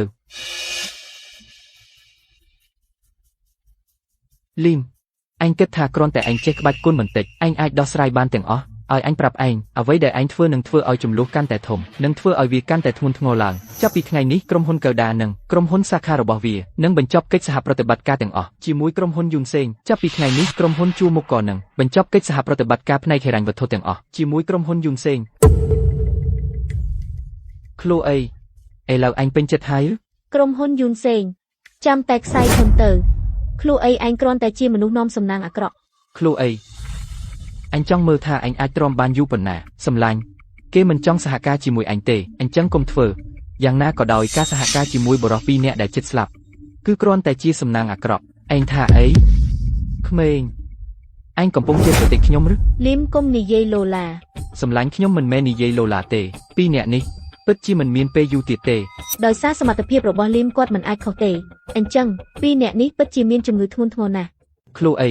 ហាក់ដូចជារសជាតិអ្នកមិនសូវល្អទេប្តីអ្នកស្រុករបស់អ្នកមិនត្រឹមតែជាមនុស្សខូចខើប៉ុន្តែក៏ជាអ្នកកុហកដែលមិនខ្វល់និងជាមនុស្សអួតអាងផងដែរលោកឆេនលោកកាទៅអ្វីដែលអ្នកនេះនិយាយអ្នកអាចចាត់ទុកវាជាសម្រាមបានលោក Sterling យើងមិនបានយកអ្វីដែលគាត់និយាយមកដាក់ចិត្តទេអ្វីដែលអ្នកស្រុកនិយាយយើងមិនខ្វល់តតែសោះ Lim បើលោក Chen និងលោកកាទៅមានជំងឺដែលគំរាមកំហែងដល់អាយុជីវិត តើអ្នកអាចជួយព្យាបាលពួកគាត់បានទេសម្លាញ់ពួកគាត់កំពុងជួយអាតុនខ្សោយនោះគំរាមកំហែងអ្នកទុកឲ្យអ្នកអួតអាងបន្តិចទៀត សម្លាញ់ពួកគាត់បានជួយគ្រួសារវ៉ាន់ច្រើនណាស់ឥឡូវសូមជួយពួកគាត់ផងបានទេគ្រាន់តែធ្វើឲ្យខ្ញុំផងបានទេ បានហើយខ្ញុំស្រឡាញ់សម្លាញ់ខ្ញុំពេកហើយអញ្ចឹងខ្ញុំនឹងជួយសង្គ្រោះពួកគាត់លោកឆេនមែនទេតើអ្នកធ្លាប់នៅក្បែរឆ្មាវង្វេងថ្មីនេះទេតើអ្នកដឹងដោយរបៀបណាអ្នកមានស្នាមក្រញាំនៅលើដៃពិតទេខ្ញុំធ្លាប់ត្រូវក្រញាំដោយឆ្មាវង្វេងពីមុនហើយខ្ញុំមិនបានឆ្លងជំងឺឆ្កួតឆ្កែទេនោះគ្រាន់តែមានន័យថាឆ្មាដែលអ្នកបានជួបពីមុនសុទ្ធតែជាឆ្មាវង្វេងដែលមានសុខភាពល្អប៉ុន្តែមួយនេះមិនមែនទេឥឡូវក្រញាំរបស់វាបានធ្វើឲ្យស្បែកអ្នកដាច់តើអ្នកគិតថាឱកាសដែលអ្នកឆ្លងជំងឺឆ្កួតឆ្កែមានប៉ុន្មានលោកឆេងអ្នកពិតជាមិនជឿអ្នកស្រុកនោះទេមែនទេជឿមិនជឿគាត់មិនមែនជាអ្នកដែលកំពុងស្លាប់ទេដូច្នេះគាត់មិនខ្វល់ថាអ្នករស់ឬស្លាប់ទេលីមអ្នកអាចជួយសង្គ្រោះខ្ញុំបានទេបើអ្នកព្យាបាលជំងឺឆ្កួតឆ្កែរបស់ខ្ញុំនឹងបន្តកិច្ចសហប្រតិបត្តិការជាមួយក្រុមហ៊ុនយុនសាងលីមប្រសិនបើអ្នកអាចព្យាបាលជំងឺឆ្កែឆ្កួតរបស់ខ្ញុំនឹងភ្លាមបន្តកិច្ចសហប្រតិបត្តិការជាមួយក្រុមហ៊ុនយុនសាងយោពមអ្នកនិយាយដោយខ្លួនឯងខ្ញុំមិនគំរាមអ្នកឬយកប្រយោជន៍ពីអ្នកទេអ្នកដឹងទេដេកចុះលើកអាវឡើងដល់ទ្រូងខ្ញុំនឹងចាក់ម្ជុលអ្នកដើម្បីបណ្ដេញមេរោគឆ្កែឆ្កួតចេញមិនអីទេយេប្រហែលជាយើងគួរតែចេញទៅក្រៅមេរោគឆ្កែឆ្កួតគឺឆ្លងអ្នកដឹងទេ ខ្ញុំចង់ឃើញថ្ងៃនេះសមត្ថភាពពេទ្យរបស់អ្នកភូមិនោះពិតជាអស្ចារ្យមែនឬទេ លោកយាយវ៉ាន់អ្នកកំពុងប៉ាន់ស្មានអ្នកភូមិនេះហួសហេតុពេកហើយដំបូងមិនថាពិតឬមិនពិតទេជំងឺឆ្កែឆ្កួតជាជំងឺបែបណាអ្នកគួរតែដឹងមិនថាគាត់ជំនាញប៉ុណ្ណាទេតើគាត់អាចព្យាបាលជំងឺឆ្កែឆ្កួតបានទេត្រូវជំងឺឆ្កែឆ្កួតគឺជាជំងឺដែលមិនអាចព្យាបាលបានពិតប្រាកដតាមជុលប្រាក់ពីរបេមជុលអាចព្យាបាលវាបានយ៉ាងដូចម្ដេច Derek និយាយត្រូវហើយប្រសិនបើមានអ្វីកើតឡើងចំពោះលោក Chen ខ្ញុំនឹងហៅប៉ូលីសហើយចាប់គាត់ភ្លាម អ្នកណាថាគេនឹងចាប់ខ្ញុំ Lim អ្នកបានព្យាបាលលោក Chen រួចហើយឬ ពិតណាស់រឿងតូចតាចទេមិនចំណាយពេលយូរទេ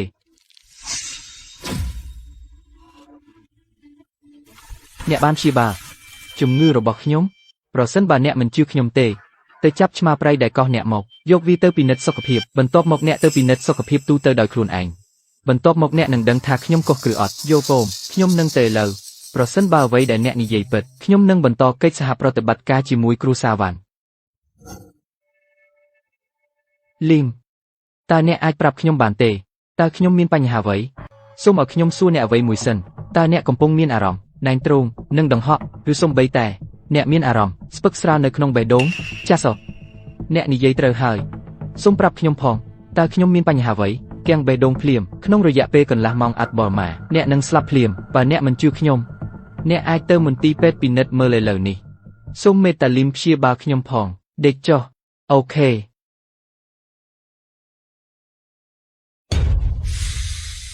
រួចរាល់ហើយអ្នកអាចក្រោកឡើងឥឡូវនេះ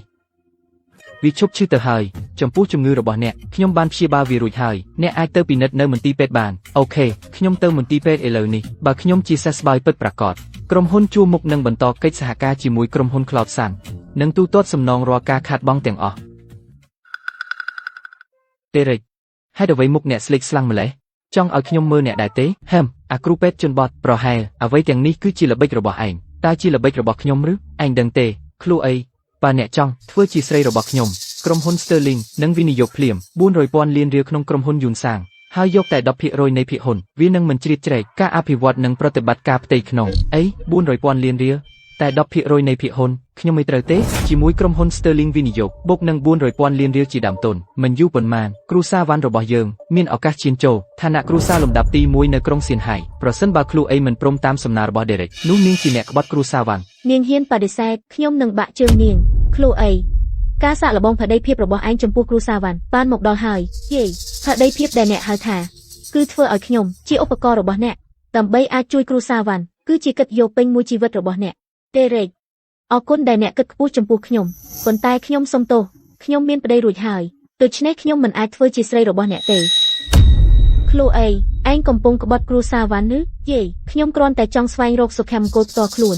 ឯងខ្លួនអីកុំប្រញាប់សម្រេចចិត្តខ្ញុំអត់ធ្មត់គិតមែនទែនទេរ៉េកខ្ញុំសូមនាំអ្នកចេញអាកូនឆ្កែសំបីតែ Derek ក៏ចាក់ចេញហើយឯងនៅអង្គុយទីនេះធ្វើអីអាហារពេលល្ងាចគ្រូសាវ៉ាន់នេះមិនស្វាគមន៍មនុស្សក្រៅដូចឯងទេចេញទៅឲ្យឆ្ងាយល្អខ្ញុំចេញទៅប៉ុន្តែលោកយាយវ៉ាន់បើមានអ្វីកើតឡើងចំពោះសុខភាពលោកយាយទោះជាលោកយាយអង្វរខ្ញុំឲ្យជួយសង្គ្រោះក៏ដោយខ្ញុំក៏មិនលើកកម្រាមដៃជួយដែរសម្លាញ់ខ្ញុំនឹងចាំអ្នកនៅមុខសន្តាគារមករកខ្ញុំក្រោយប៉ុន្តែចំណែកគ្រូសាវ៉ាន់វិញបើអ្នកណាហ៊ានធ្វើបាបប្រពន្ធខ្ញុំមិនថាគេជាអ្នកណាទេខ្ញុំនឹងវាយគេរហូតដល់គេមើលថែខ្លួនឯងមិនបានសម្លាញ់សុំទោសដែលអ្នកត្រូវស៊ូទ្រាំរឿងនោះមិនអីទេយាយស្ដាប់ទៅអ្វីដែលអ្នកស្រាយនោះនិយាយសុទ្ធតែឥតប្រយោជន៍គាត់ស្ទើរតែដាក់បណ្ដាសាអ្នកចិត្តអាក្រក់ណាស់ថៃឡឈប់និយាយទៅទើបតែមុននេះមុនពេលលីមចេញពីសន្តាគារហើយអ្វីបានជាអ្នកមិនហ៊ាននិយាយដូច្នេះខ្លួនអីអ្នកឯងហើយដែលគួរឈប់និយាយបើឯងនៅចាត់ទុកខ្ញុំជាយាយនៅព្រឹកស្អែកយកអ្នកស្រាយនោះទៅការិយាល័យកិច្ចការរដ្ឋប្រវេណីហើយធ្វើលែងលះយាយខ្ញុំនឹងធ្វើអ្វីតាមដែលយាយសុំប៉ុន្តែការលែងលះលីមខ្ញុំសុំទោសខ្ញុំមិនអាចទេឯងអាស្រីតូចឯងធំពេកហើយឯងលែងស្ដាប់ខ្ញុំទៀតហើយមែនទេខ្ញុំប្រាប់ឯងគ្រូសាវ៉ាន់អាចលើកឯងឡើងហើយក៏អាចទម្លាក់ឯងចុះវិញបានយាយមានន័យយ៉ាងម៉េចបើឯងទូចង់នៅជាមួយអ្នកស្រែនោះចាប់ពីពេលនេះទៅអ្វីដែលឯងបានពីគ្រូសាវ៉ាន់ឯងត្រូវសងវិញទាំងអស់តំណែងជានាយកដ្ឋាននោះរបស់អ្នកឡានដែលអ្នកបើកនិងផ្ទះដែលអ្នករស់នៅត្រូវប្រគល់ឲ្យយាងវិញទាំងអស់យាយបើយាយចង់ដកតំណែងនឹងឡានខ្ញុំគ្មានបញ្ហាទេតែផ្ទះនោះខ្ញុំទិញដោយការខំប្រឹងផ្ទាល់ខ្លួនបើគ្មានវេទិការបស់គ្រូសាវ៉ាន់ទេឯងគិតថាឯងទិញដោយការខំប្រឹងផ្ទាល់ខ្លួនមែនទេអញ្ចឹងហើយសម្រេចរួចរាល់ចាប់ពីថ្ងៃស្អែកថៃឡនឹងគ្រប់គ្រងផ្នែកលក់អរគុណយាយ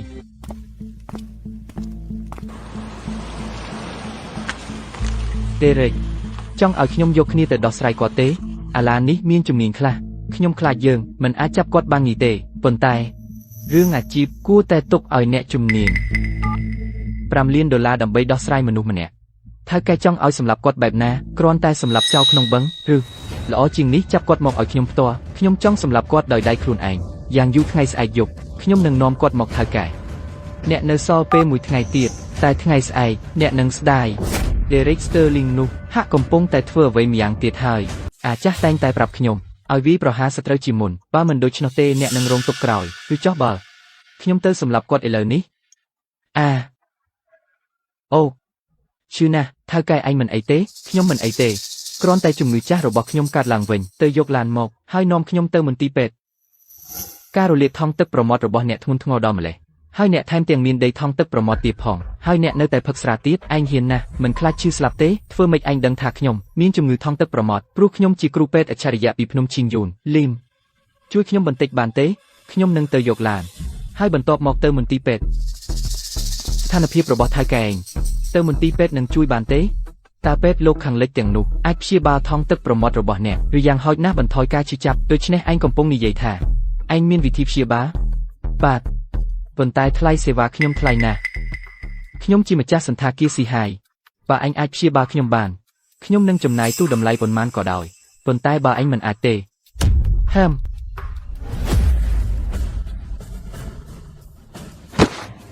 ក្មេងឯងអស់ផ្លូវហើយអស់ចាស់បន្ទាប់ពីការវាយរបស់ឯងការឈឺចាប់បាត់ទៅហើយលោកថៅកែលោកមិនឈឺទេបាទមិនត្រឹមតែមិនឈឺទេខ្ញុំមានអារម្មណ៍ល្អណាស់លីមអរគុណច្រើនការព្យាបាលមិនទាន់ចប់ទេស្អែកទៅផ្លូវដងមីមករកខ្ញុំនៅគ្លីនិកកើតជាថ្មីខ្ញុំនឹងឲ្យថ្នាំមួយដូសលេបប៉ុន្មានថ្ងៃវានឹងរំលាយគ្រោះក្នុងថង់ទឹកប្រមាត់ Derek ចាក់ចេញលឿនណាស់ខ្ញុំនឹងរកឱកាសម្ដងទៀតនៅពេលក្រោយលីមឯងមើលទៅណាគ្មានអីទេខ្ញុំគិតថាឡាននោះស្អាតណាស់ឡាននោះជារបស់ខ្ញុំទើបតែទិញប៉ុន្មានថ្ងៃនេះជាង 8,000 លានរៀលបើឯងចូលចិត្តលីមឲ្យឯងទៅចាត់ទុកជាថ្លៃព្យាបាលទេខ្ញុំមិនអាចយកទេឡាននេះជាអំណោយដើម្បីបង្កើតទំនាក់ទំនងល្អជាមួយឯងលីមថ្លៃព្យាបាលគឺដាច់ដោយឡែកបើឯងគិតថាខ្ញុំគិតថ្លៃតិចពេកគ្រាន់តែបញ្ជូនអ្នកជំងឺមកខ្ញុំក្រោយព្រមអូននិយាយពីនេះត្រូវការឯកសារអ្វីខ្លះសម្រាប់ការផ្ទេរឡានឯងត្រូវរៀបចំឲ្យរួចបើគ្មានអីទេអញ្ចឹងជម្រាបលាខ្ញុំមិនទៅបញ្ជូនទេលោកថៅកែឡាននេះមានតម្លៃជាង 8,000 លានរៀលឲ្យគាត់ជាថ្លៃព្យាបាលច្រើនពេកទេជំនាញពេទ្យរបស់បុរសនេះពូកែជាងធម្មតាអាចបង្កើតទំនាក់ទំនងល្អជាមួយគាត់តែ 8,000 លានរៀលមិនមែនជាអ្វីទេសម្លាញ់អ្នកមើលទៅមិនសូវល្អទេព្រោះអ្នកញ៉ាំមិនគ្រប់គ្រាន់មែនទេអញ្ចឹងយើងត្រឡប់ទៅវិញខ្ញុំនឹងធ្វើអីវ៉ាន់ល្អឲ្យអ្នកហុំឡានរបស់គ្រូអីត្រូវបានយាយយកទៅហើយអញ្ចឹងអ្នកត្រូវដើរទៅផ្ទះវិញសម្លាញ់តើនោះពិតទេឡានរបស់យើងត្រូវបានអាចារ្យស្រីនោះរឹបអូសតើនាងមានសិទ្ធិអ្វីគ្រូអីពឹងផ្អែកលើគ្រូសាវ៉ាន់មានអ្វីទាំងអស់ខ្ញុំមានសិទ្ធិយកមកវិញមិនគ្រាន់តែឡានទេប៉ុន្តែថែមទាំងតំណែងនិងផ្ទះទៀតនាងមិនសមនឹងទទួលបានវាទៀតទេតោះមើលបើគ្មានគ្រូសាវ៉ាន់លីមអ្នកនឹងនៅជាមួយនាងបានយូរប៉ុណ្ណាទាំងនោះជារបស់ដែលប្រពន្ធខ្ញុំបានខំប្រឹងរកអាចារ្យស្រីយកវាទាំងអស់ទៅវិញដោយគ្រាន់តែពាក្យមួយម៉ាត់បើខ្ញុំដឹងមុនខ្ញុំនឹងឲ្យព្រះយមនាំអ្នកទៅកាលពីពេលនោះហ៊ានណាស់លីមតើអ្នកពិតជាគិតថាគ្រូសាវ៉ាន់មិនអាចធ្វើឲ្យអ្នកដួលបានទេលីមសុំទោសលោកយាយវ៉ាន់ឥឡូវនេះល្អលើកក្រោយជំងឺរ៉ាំរ៉ៃរបស់អ្នកកើតឡើងទោះអ្នកមកអង្វរខ្ញុំជាមួយរទេះសេះយ៉ាងធំខ្ញុំនឹងមិនលើកកម្រាមដៃធ្វើអីទេហុំខ្ញុំមានសុខភាពល្អឥតខ្ចោះអញ្ចឹងអ្នកមិនចាំបាច់បារម្ភពីខ្ញុំទេខ្ញុំពិតជាសង្ឃឹមដូច្នោះសម្លាញ់ដោយសារផ្ទះឡាននិងអ្វីផ្សេងទៀតគេចង់យកវាទាំងអស់មកវិញម្ល៉េះហើយយើងក៏មិនចង់បានវាទៀតដែរពេលវេលាល្អណាស់ខ្ញុំកំពុងគិតចង់ទិញថ្មីឲ្យអ្នកនៅដដែលហុំនិយាយធំមិនខ្លាចខំអណ្ដាតទេទិញថ្មីមនុស្សក្រីក្រដូចអ្នកទិញថ្មីបានដោយរបៀបណាពិតប្រាកដណាស់មិននិយាយពីផ្ទះទេគ្រាន់តែឡានមួយទេថ្លៃជាង $15,000 ខ្ញុំភ្នាល់ថាទោះអ្នកខំប្រឹងរហូតដល់ឆ្អឹងអ្នកក៏មិនអាចទិញវាបានក្នុងមួយឆ្នាំដែរអ្នកគិតច្រើនពេកហើយខ្ញុំនឹងទិញឡានថ្មីឲ្យប្រពន្ធខ្ញុំយ៉ាងម៉េចទៅគ្រាន់តែឡានថ្លៃជាង $15,000 មែនទេជំនាញអត់មានទេតែមាត់ឯងធំណាស់អញ្ចឹងប្រាប់ខ្ញុំមកឡានអីដែលឯងគិតខ្លួនអីជំនួសឡានគាត់ខ្ញុំឲ្យឡានអីដល់សម្លាញ់ខ្ញុំត្រូវប្រាប់ឯងអីឯងតូឡានថ្មីកុំនិយាយលេងអីអញ្ចឹងលីមយើងហូបបាយហើយទៅផ្ទះវិញសម្លាញ់ចង់ឲ្យខ្ញុំបើកឡានជូនទៅផ្ទះទេ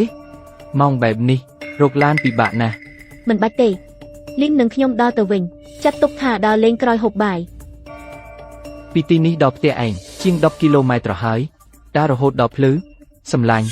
ខ្ញុំចង់ដើរត្រឡប់ទៅជាមួយអូនតែខ្ញុំគិតថា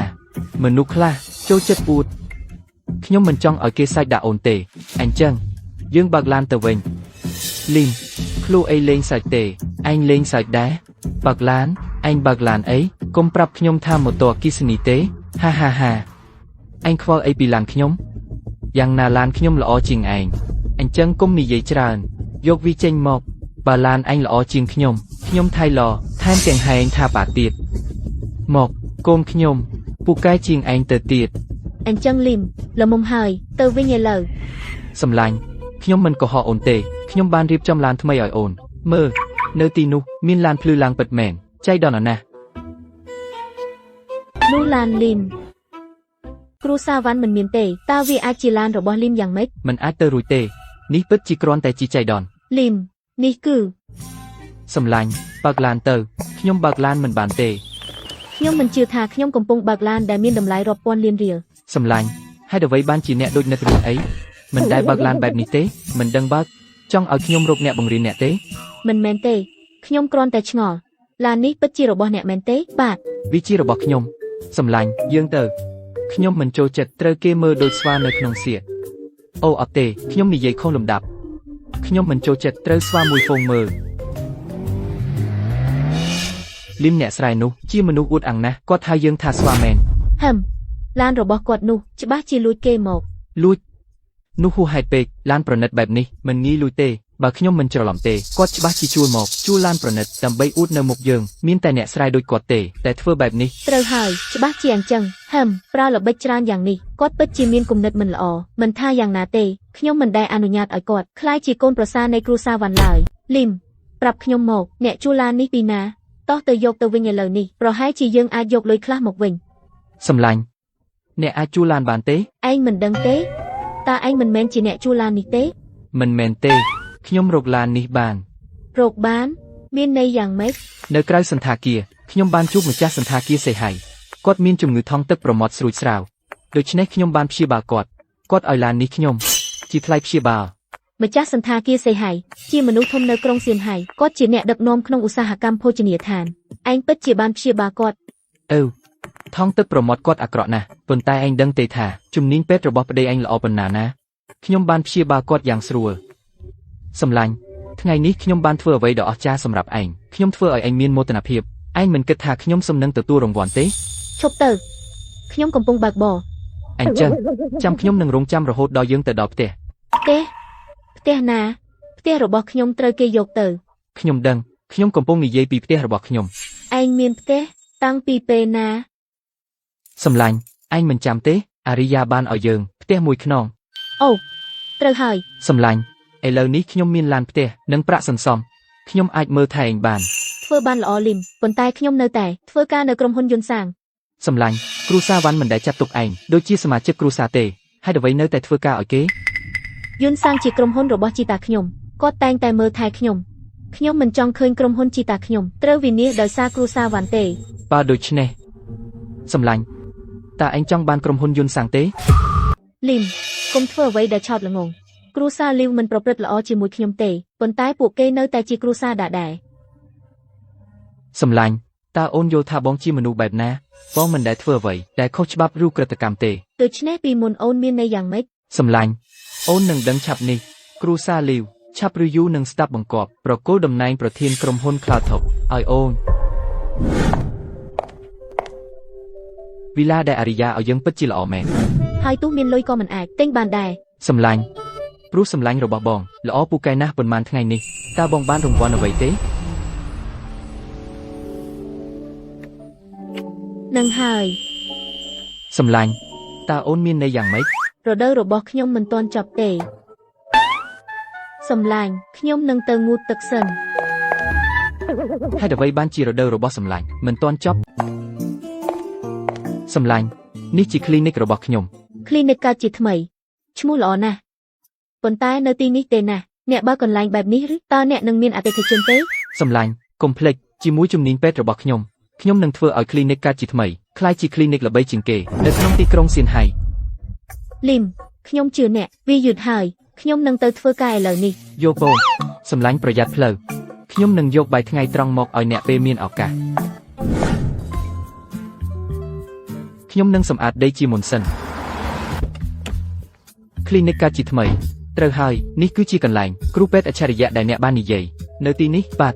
យប់មិញគាត់បានព្យាបាលជំងឺរលាកថង់ទឹកប្រមាត់របស់ខ្ញុំដោយការទេដៃមួយដងមិនអាចទេខ្ញុំស្បោះប្រសិនបើអ្នកមិនជឿខ្ញុំចូលទៅមើលដោយខ្លួនឯង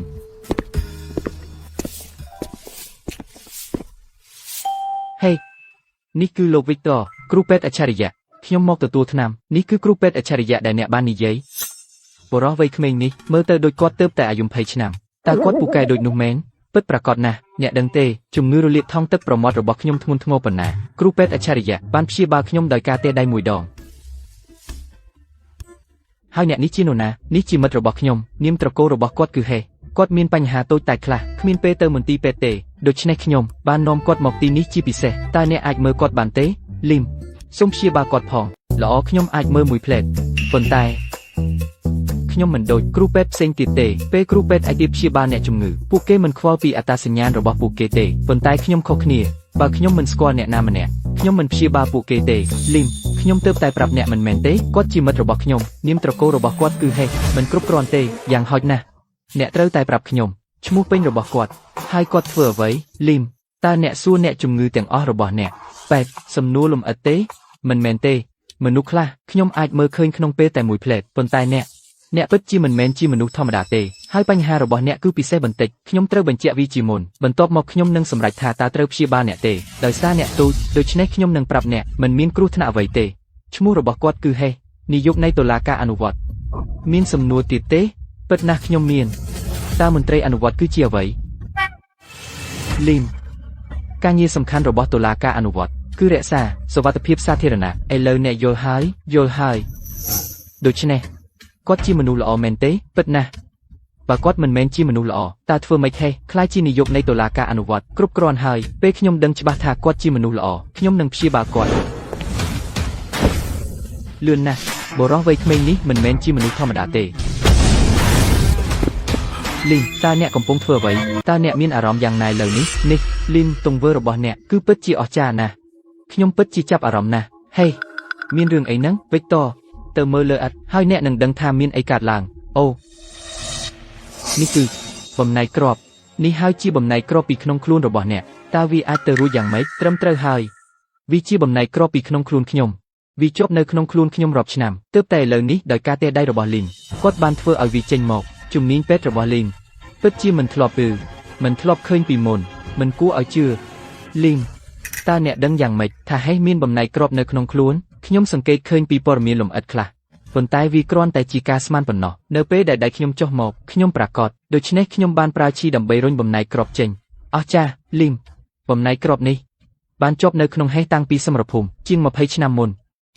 អ្នកជំនាញជាច្រើនមិនហ៊ានពួកគេមិនហ៊ានធ្វើការវះកាត់ដោយឥតប្រយ័ត្នហើយអ្នកបានដោះស្រាយវាដោយចលនាតែមួយលីមសូមអរគុណច្រើនប៉ុន្តែខ្ញុំបានឮពីវិកត័រថាតម្លៃរបស់អ្នកខ្ពស់និយាយត្រង់ទៅការិយាល័យអនុវត្តច្បាប់របស់យើងផ្ដល់ប្រាក់ខែតិចខ្ញុំខ្លាចខ្ញុំមិនអាចចំណាយច្រើនបានទេហេអ្នកបានប្រយុទ្ធនៅសមរភូមិដើម្បីការពារប្រទេសយើងដូច្នេះខ្ញុំនឹងមិនគិតថ្លៃទេអ្នកសុំនឹងទទួលបានវាលីមមិនត្រឹមតែជាគ្រូពេទ្យពូកែទេប៉ុន្តែក៏មានជំនាញអស្ចារ្យដែរខ្ញុំមិននឹកស្មានថាអ្នកមានចិត្តទូលាយម្ល៉េះទេអញ្ចឹងតើខ្ញុំអញ្ជើញអ្នកញ៉ាំអាហារថ្ងៃត្រង់បានទេចាយល់ខ្ញុំមានគម្រោងទៅជួបសង្សារខ្ញុំពេលថ្ងៃត្រង់ខ្ញុំមិនបានឃើញនាងពេញមួយព្រឹកទេហើយខ្ញុំនឹកនាងហើយលីមអ្នកមិនដឹងទេថាមានមនុស្សប៉ុន្មានអ្នកចង់ញ៉ាំអាហារថ្ងៃត្រង់ជាមួយនាយកហេតែអ្នកបដិសេធគ្មានជំរឿទេមេឃនឹងដីមានធំធេងប៉ុន្តែសង្សារជាធំបំផុតដោយសារថ្ងៃនេះអ្នករវល់សូមយើងបដូរព័ត៌មានទំនាក់ទំនងហើយខ្ញុំនឹងអរគុណអ្នកនៅថ្ងៃក្រោយអញ្ចឹងមិនអីទេបន្ទាប់ពីយើងបដូរទំនាក់ទំនងខ្ញុំនឹងយកថ្នាំឲ្យអ្នកខ្លះដែរតើអ្នកចង់ជួបខ្ញុំអំពីអ្វីឃ្លូអី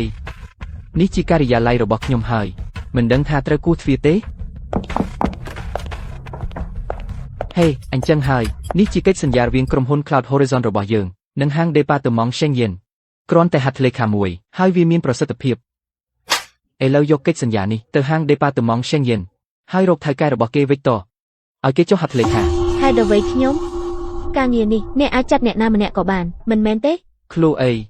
ឥឡូវអ្នកគ្រាន់តែជាបុគ្គលិកថ្មីប៉ុណ្ណោះតើអ្នកនឹងមិនគោរពបញ្ជារបស់ថៅកែទេបើអញ្ចឹងអ្នកអាចចេញថ្ងៃនេះអញ្ចឹងខ្ញុំនឹងទៅដេរិកឃ្លូអីបានចាក់ចេញជាមួយកិច្ចសន្យាហើយ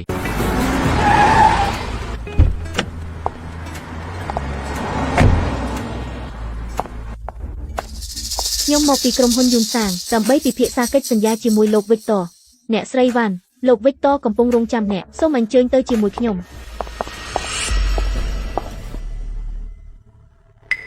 ហាហាហាខ្ញុំមិននឹកស្មានថាអ្នកស្រីវ៉ាន់មកដោយខ្លួនឯងដើម្បីចុះកិច្ចសន្យាជាមួយខ្ញុំធ្វើឲ្យខ្ញុំមានមោទនភាពណាស់តើអ្នកមានពេលទៅញ៉ាំបាយថ្ងៃត្រង់ទេ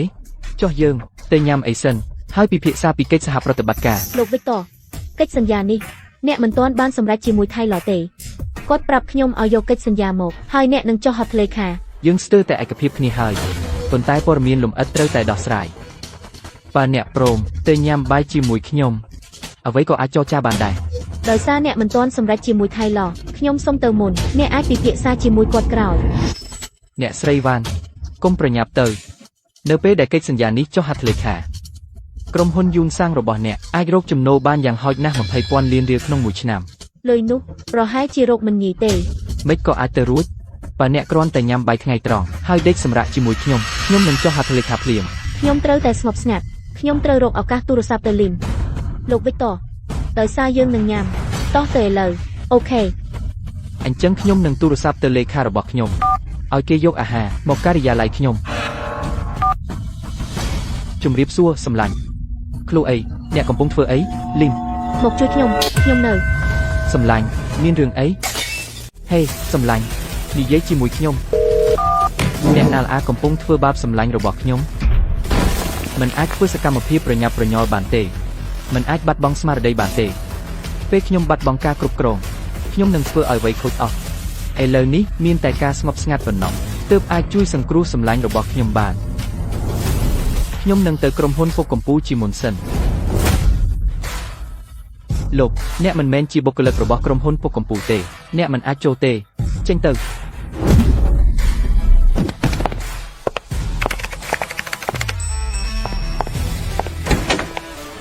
លីមកំពុងធ្វើអ្វីលីមអ្នកវង្វេងស្មារតីហើយ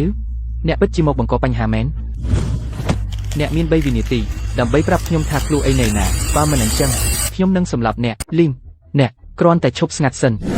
ឈប់លីមនេះជាការយល់ច្រឡំទេប្រពន្ធរបស់ខ្ញុំបានទូរស័ព្ទមកសុំជំនួយពេលខ្ញុំហៅទៅវិញទូរស័ព្ទនាងបានបិទនាងក៏មិននៅគ្រប់ខ្លួនថប់ដែរប្រាប់ខ្ញុំមកប្រពន្ធខ្ញុំនៅណាលីមខ្ញុំពិតជាមិនដឹងថាខ្លួនអីនៅណាទេលេងខ្ញុំជាមុនសិនរួចខ្ញុំនឹងទៅសួរមើលព្រឹកនេះ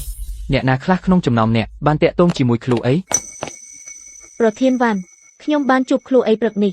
លោកវ៉ាន់ត្រូវការនាងសម្រាប់អ្វីមួយដូច្នេះនាងបានទៅការិយាល័យរបស់គាត់បន្ទាប់មកនាងហាក់ដូចជាចាក់ចេញពីក្រុមហ៊ុន ពេលអ្នកនិយាយថាលោកវ៉ាន់តើអ្នកមានន័យថាថៃឡមែនទេបាទឲ្យខ្ញុំទូរស័ព្ទទៅគាត់ដាក់សំឡេងបំពងលេខដែលអ្នកចុចត្រូវបានបិទលីមឈប់ស្ងាត់មកឈប់ស្ងាត់បន្តិចថៃឡមានលេខ2ឲ្យខ្ញុំសាកលេខផ្សេងទៀតរបស់គាត់វាប្រកាសជាអាចទៅដល់ចុចទៅលេខដែលអ្នកចុចត្រូវបានបិទលីមកុំលីមតើអ្នកកំពុងធ្វើអីការបាត់ខ្លួនរបស់ប្រពន្ធខ្ញុំត្រូវតែតាក់ទងនឹងកូនប្រុសរបស់អ្នកសម្រាប់ពេលនេះខ្ញុំទើបតែបាក់ដៃម្ខាងប៉ុណ្ណោះប្រសិនបើមានអ្វីកើតឡើងចំពោះនាងខ្ញុំនឹងធ្វើឲ្យគ្រួសារអ្នកទាំងមូលបង់ដោយជីវិតរបស់ពួកគេសម្លាញ់អំពីកិច្ចសហប្រតិបត្តិការកូលីនតើអ្នកអាចយករថយន្តទៅដល់ទីតាំងយល់ហើយបន្ទាប់មកជួយខ្ញុំរកអូខេយកបូខ្ញុំទើបតែទទួលដំណឹងគេថាហ្វឹងយួនបានទៅរកក្រុមហ៊ុនយួនកុងហើយបានធ្វើឲ្យឪពុកខ្ញុំពិការដៃគាត់ក្រអឺតក្រទុំបែបនេះគ្មានមេត្តាឱកាសបង្រៀនគាត់បានធ្វើឲ្យឪពុកខ្ញុំពិការដៃបន្ទាប់មកខ្ញុំនឹងធ្វើឲ្យដៃទាំងពីររបស់គាត់ពិការថ្ងៃនេះខ្ញុំនឹងផ្ដួលគាត់ឲ្យយូរពេលវេលាមកដល់ខ្ញុំនឹងដំបងប្រគល់គាត់ទៅឲ្យអ្នកដើម្បីឲ្យអ្នកសម្រាលអារម្មណ៍ចាំមើលអ្នកកំពុងស្វែងរកអ្នកណាតើអ្នកមានការណាត់ជួបទេអ្នកទៅឆ្ងាយទៅក្រអឹតក្រទុំបែបនេះប្រុសបង្រៀនគាត់មេរៀនល្អខ្ញុំស្នើឲ្យអ្នកដើរចេញមានពួកយើងច្រើនណាស់យើងមិនជឿថាយើងមិនអាចដួលអ្នកបានទេអ្នកស្រីវ៉ាន់មកញ៉ាំអ្វីមួយអ្នកស្រីវ៉ាន់មកញ៉ាំប្រសិនបើមិនមែនដោយសារកូនចៅព្រះដែលសុំឲ្យខ្ញុំថែរក្សាអ្នកឲ្យបានល្អខ្ញុំនឹងបានទះកំភ្នែកអ្នកហើយខ្ញុំនឹងបានទះអ្នករួចហើយលីមនោះកំពុងមកអានឹងគាត់មកដល់ហើយ គាត់រងរបួសធ្ងន់ធ្ងរហើយយើងមានឆ្មាំសន្តិសុខច្រើននៅក្នុងក្រុមហ៊ុនរបស់យើងទោះបីជាយ៉ាងណាខ្ញុំរំពេចបានបិទជណ្ដើរយន្តប៉ុន្តែគាត់ឡើងតាមជណ្ដើរអ្នកទៅយកមនុស្សខ្លះទៅដោះស្រាយជាមួយគាត់ព្យាយាមទុកគាត់ឲ្យនៅរស់បើអាចទុកគាត់ឲ្យនៅរស់យកទេងាយស្រួលខ្ញុំធុញញ៉ាស់មកហើយធុញស្លាប់លីមនេះមានជំនាញខ្លះខ្ញុំនឹងទៅជួបគាត់ដោយខ្លួនឯងលោក Sterling លីមកំពុងមករកយើង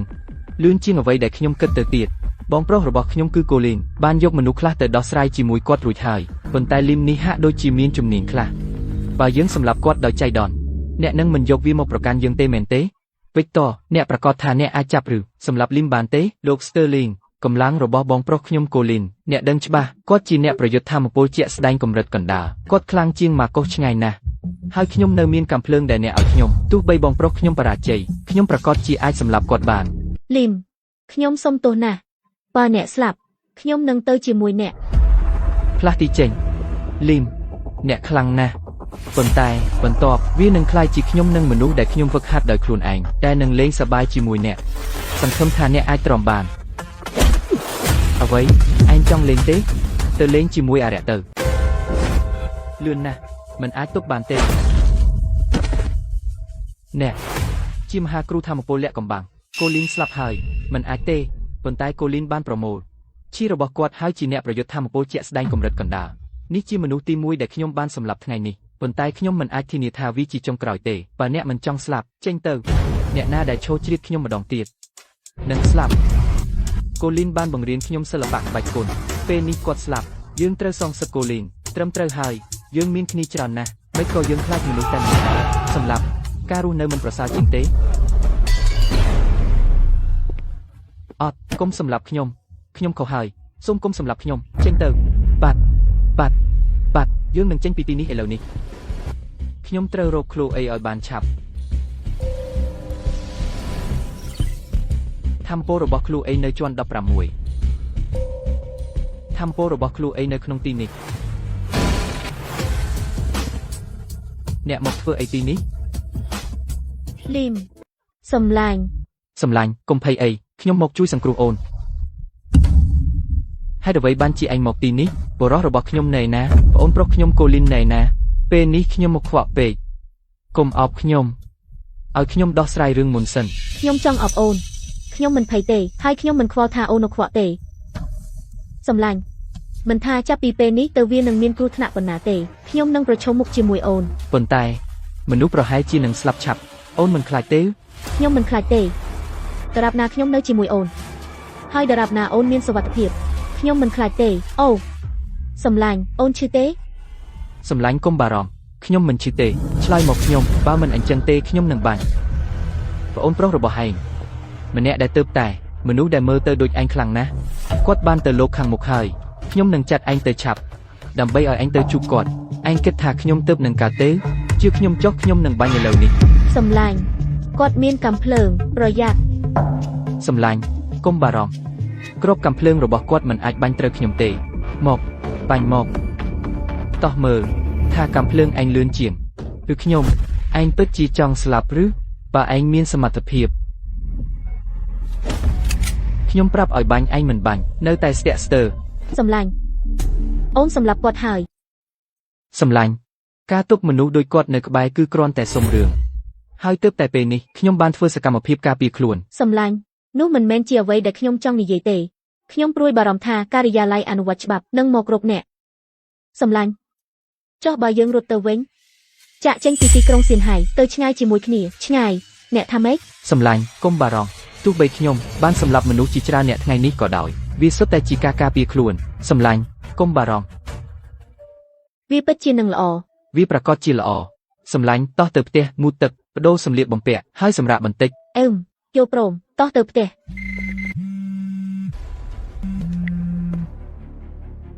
វិកតរស្ថានភាពមិនហើយតាលីមនោះនៅរស់ឬស្លាប់អាទុំខ្សោយខ្ញុំសុខសប្បាយល្អប៉ុន្តែពួកដែលអ្នកចាត់ទៅពួកគេធន់នឹងការវាយមួយដងក៏មិនបានអ្នករឹងរូសណាស់មិនងាយស្លាប់អ្នកនៅរស់ទេប៉ុន្តែមិនអីទេបើមិនដូច្នោះទេមហូបចុងក្រោយតែខ្ញុំរៀបចំសម្រាប់អ្នកនឹងមិនដែលបានភ្លុកទេអញ្ចឹងទេខ្ញុំនឹងរងចាំមហូបនោះសង្ឃឹមថាវាមិនធ្វើឲ្យខកចិត្តទេអូហើយរឿងមួយទៀតត្រូវប្រកាសថាអ្នក ត្រៀមមុខរបស់អ្នករួចរាល់ខ្ញុំនឹងមករកអ្នកឆាប់នេះ សម្លាញ់តើអ្នកពិតជាចង់សម្លាប់ Derek មែនទេប៉ុន្តែគ្រួសារ Sterling សម្លាញ់កុំបារម្ភវានឹងមិនយូរទេមុនពេលគ្រួសារ Sterling ដួលរលំគាត់នឹងមិនអាចទ្រាំបានយូរទៀតទេ សម្លាញ់ Lim អ្នកជាជនសង្ស័យក្នុងរឿងឃាតកម្មក្នុងនាមការិយាល័យអនុវត្តច្បាប់ខ្ញុំមកចាប់ខ្លួនអ្នកនេះគឺជាម្ហូបចុងក្រោយរបស់ Derek Lim ខ្ញុំជាប្រធានក្រុមនៃនាយកដ្ឋានអនុវត្តមន្ត្រីការទៅអ្នកជាជនសង្ស័យសំខាន់សម្រាប់ឃាតកម្មលើ Colin Victor និងអ្នកដទៃទៀតរាប់សិបនាក់ខ្ញុំមកទីនេះតំណាងនាយកដ្ឋានអនុវត្តដើម្បីចាប់ខ្លួនអ្នក សម្លាញ់នេះប្រកាសជាការងាររបស់ Derek ឥឡូវនេះយើងត្រូវធ្វើអ្វី សម្លាញ់កុំខ្លាចពួកគេមិនអាចធ្វើបាបយើងបានទេដាក់ដៃរបស់អ្នកនៅខាងក្រោយក្បាលក្រាបចុះលើដីឥឡូវនេះមន្ត្រីអ្នកគួរតែស៊ើបអង្កេតឲ្យបានហ្មត់ចត់មុនពេលសម្រេចចិត្តចាប់ខ្លួនខ្ញុំជាមួយនឹងអ្នកស្លាប់ច្រើនយ៉ាងនេះមិនថាការស៊ើបអង្កេតយ៉ាងណាទេអ្នកត្រូវតែមកជាមួយខ្ញុំ Lim កុំធ្វើអ្វីដែលប្រញាប់ប្រញាល់ សម្លាញ់កុំបារម្ភខ្ញុំមិនមែនជាមនុស្សប្រញាប់ប្រញាល់បែបនោះទេលើសពីនេះទៅទៀតមន្ត្រីការទូតមិនបានធ្វើអ្វីដែលហួសពីបទដ្ឋានអ្នកដឹងថាអ្វីល្អសម្រាប់អ្នកគឺឃ្លោអីដាក់ដៃឲ្យនាងផងមន្ត្រីការទូតប្រពន្ធខ្ញុំក៏ជាជនរងគ្រោះដែរហើយអ្វីមិនទុកឲ្យនាងទៅ អ្នកលេងសើចនឹងខ្ញុំទេនាងក៏ជាជនសង្ស័យដែរអ្នកល្អជាងសហការបើមិនដូច្នេះទេ Lim ខ្ញុំមិនអាចទទួលយកសំណើរបស់អ្នកបានទេបន្ទាប់ពីទាំងអស់នេះឃ្លោអីក៏ជាជនសង្ស័យសំខាន់ដែរខ្ញុំអាចទុកឲ្យនាងមិនបាច់ដាក់ដៃតើអ្នកថាម៉េចព្រមនិយាយពីនេះមន្ត្រីការទូតតើ Derek ក៏ជាជនសង្ស័យដែរមែនទេតើអ្នកមិនគួរចាប់ខ្លួនគាត់ទេហើយទុកឲ្យយើងបដូរសម្លៀកបំពាក់ជាមុនសិននៅគិតថាខ្ញុំមិនហ៊ានបាញ់ទេឆ្កែមួយដាក់កាំភ្លើងចុះបើមិនយើងនឹងបាញ់ស្រួល Lim សំណើរបស់អ្នកខ្ញុំអាចយល់ព្រមហេតុអ្វីមិននិយាយត្រង់ហេតុអ្វីស្មុគស្មាញម្លេះដំបូងឲ្យយើងបដូរសម្លៀកបំពាក់សិនឆាប់ដាក់ដៃគាត់ខ្ញុំសូមប្រមានអ្នកទុនភ្លុនបន្តិចបើមិនអញ្ចឹងខ្ញុំមិនអាចធានាបានទេថាអ្នកណានឹងដួលនៅលើឥដ្ឋពេលខ្ញុំចាក់ចេញប្រហែលជាអ្នកដំបូងយកពួកគេទៅបដូរសម្លៀកបំពាក់គ្រាន់តែដាក់ដៃពួកគេទុនភ្លុនបន្តិច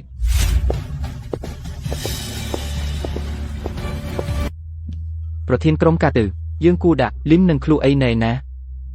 Lim ជាអ្នកប្រដាល់ដូច្នេះគាត់ទៅគុកនាគចាក់សោឃ្លោអីដាក់នាងនៅចិត្ត Lim គុកនាគចាក់សោប៉ុន្តែយើងមិនត្រូវការហត្ថលេខាពីនាយកហេតុទេតែនាយកកំពុងចេញទៅបំពេញបេសកកម្មសំខាន់ដាក់គាត់ជាប់មុនសិនពេលគាត់ត្រឡប់មកវិញខ្ញុំនឹងយកការអនុញ្ញាតគាត់នឹងមិនបន្ទោសខ្ញុំទេបាទលោកតើប្រធានមិនបានចេញទៅលើបេសកកម្ម ហេតុអ្វីបានជាអ្នកត្រឡប់មកវិញហើយអ្នកនៅក្បែរគាត់តើនោះមិនមែនជា Victor មកពីតំបន់សង្គ្រាមទេហេតុអ្វីគាត់មកទីនេះដែរ សួស្ដីប្រធានតើមន្ត្រីការទូតនៅឯណាគាត់ទៅសួរនាំអ្នកទោសដែលយើងទើបចាប់បានអ្នកទោសតើឈ្មោះគាត់ Lim មែនទេបាទនៅផ្សារទំនើបសេងយិនគាត់បានសម្លាប់មនុស្សជាង100នាក់ហើយខូខើខ្លាំងណាស់គាត់ថែមទាំងយកកាំភ្លើងរបស់ប្រធានក្រុមការទូតទៀតផងមិនត្រឹមតែប៉ុណ្ណោះគាត់ថែមទាំងធ្វើឲ្យពិការដៃរបស់ប្រធានក្រុមហ៊ុនយិនសាងនោះហើយជាមូលហេតុដែលយើងទៅចាប់ខ្លួនគាត់ខ្ញុំបានឲ្យគេស៊ើបអង្កេតបងប្រុសខ្ញុំសកម្មភាពរបស់ Lim នៅផ្សារទំនើបសេងយិនគឺជាការការពារខ្លួនទាំងស្រុងអ្នកហ៊ានណាស់ចំពោះរឿងធំបែបនេះអ្នករំលងខ្ញុំហើយចាប់អ្នកទោសដោយខ្លួនឯងតើអ្នកទោសត្រូវបានឃុំខ្លួននៅណានាំយើងទៅទីនោះបាទ Lim តើអ្នកបានប្រាប់ Victor អំពីយើងត្រូវបានចាប់ខ្លួនអូ ខ្ញុំបានផ្ញើសារទៅគាត់គួរតែមកដល់ទីនេះឆាប់ប៉ុន្តែខ្ញុំពិតជាសង្ឃឹមគាត់មកបន្តិចក្រោយដើម្បីឲ្យគាត់មិនរំខានយើងនៅក្នុងគុកមានអ្វីល្អហើយពេលនេះខ្ញុំបារម្ភតុលាការអនុវត្តនឹងផ្តន្ទាទោសអ្នកពីបទឃាតកម្មដោយចេតនាឬអ្វីមួយនោះនឹងក្លាយជារឿងធំណាស់ទេសម្លាញ់គ្រាន់តែជឿជាក់ចិត្តប្តីរបស់អ្នកប្រកាសជាមិនអីទេខ្ញុំនឹងមិនអីទេអ្នកស្រែ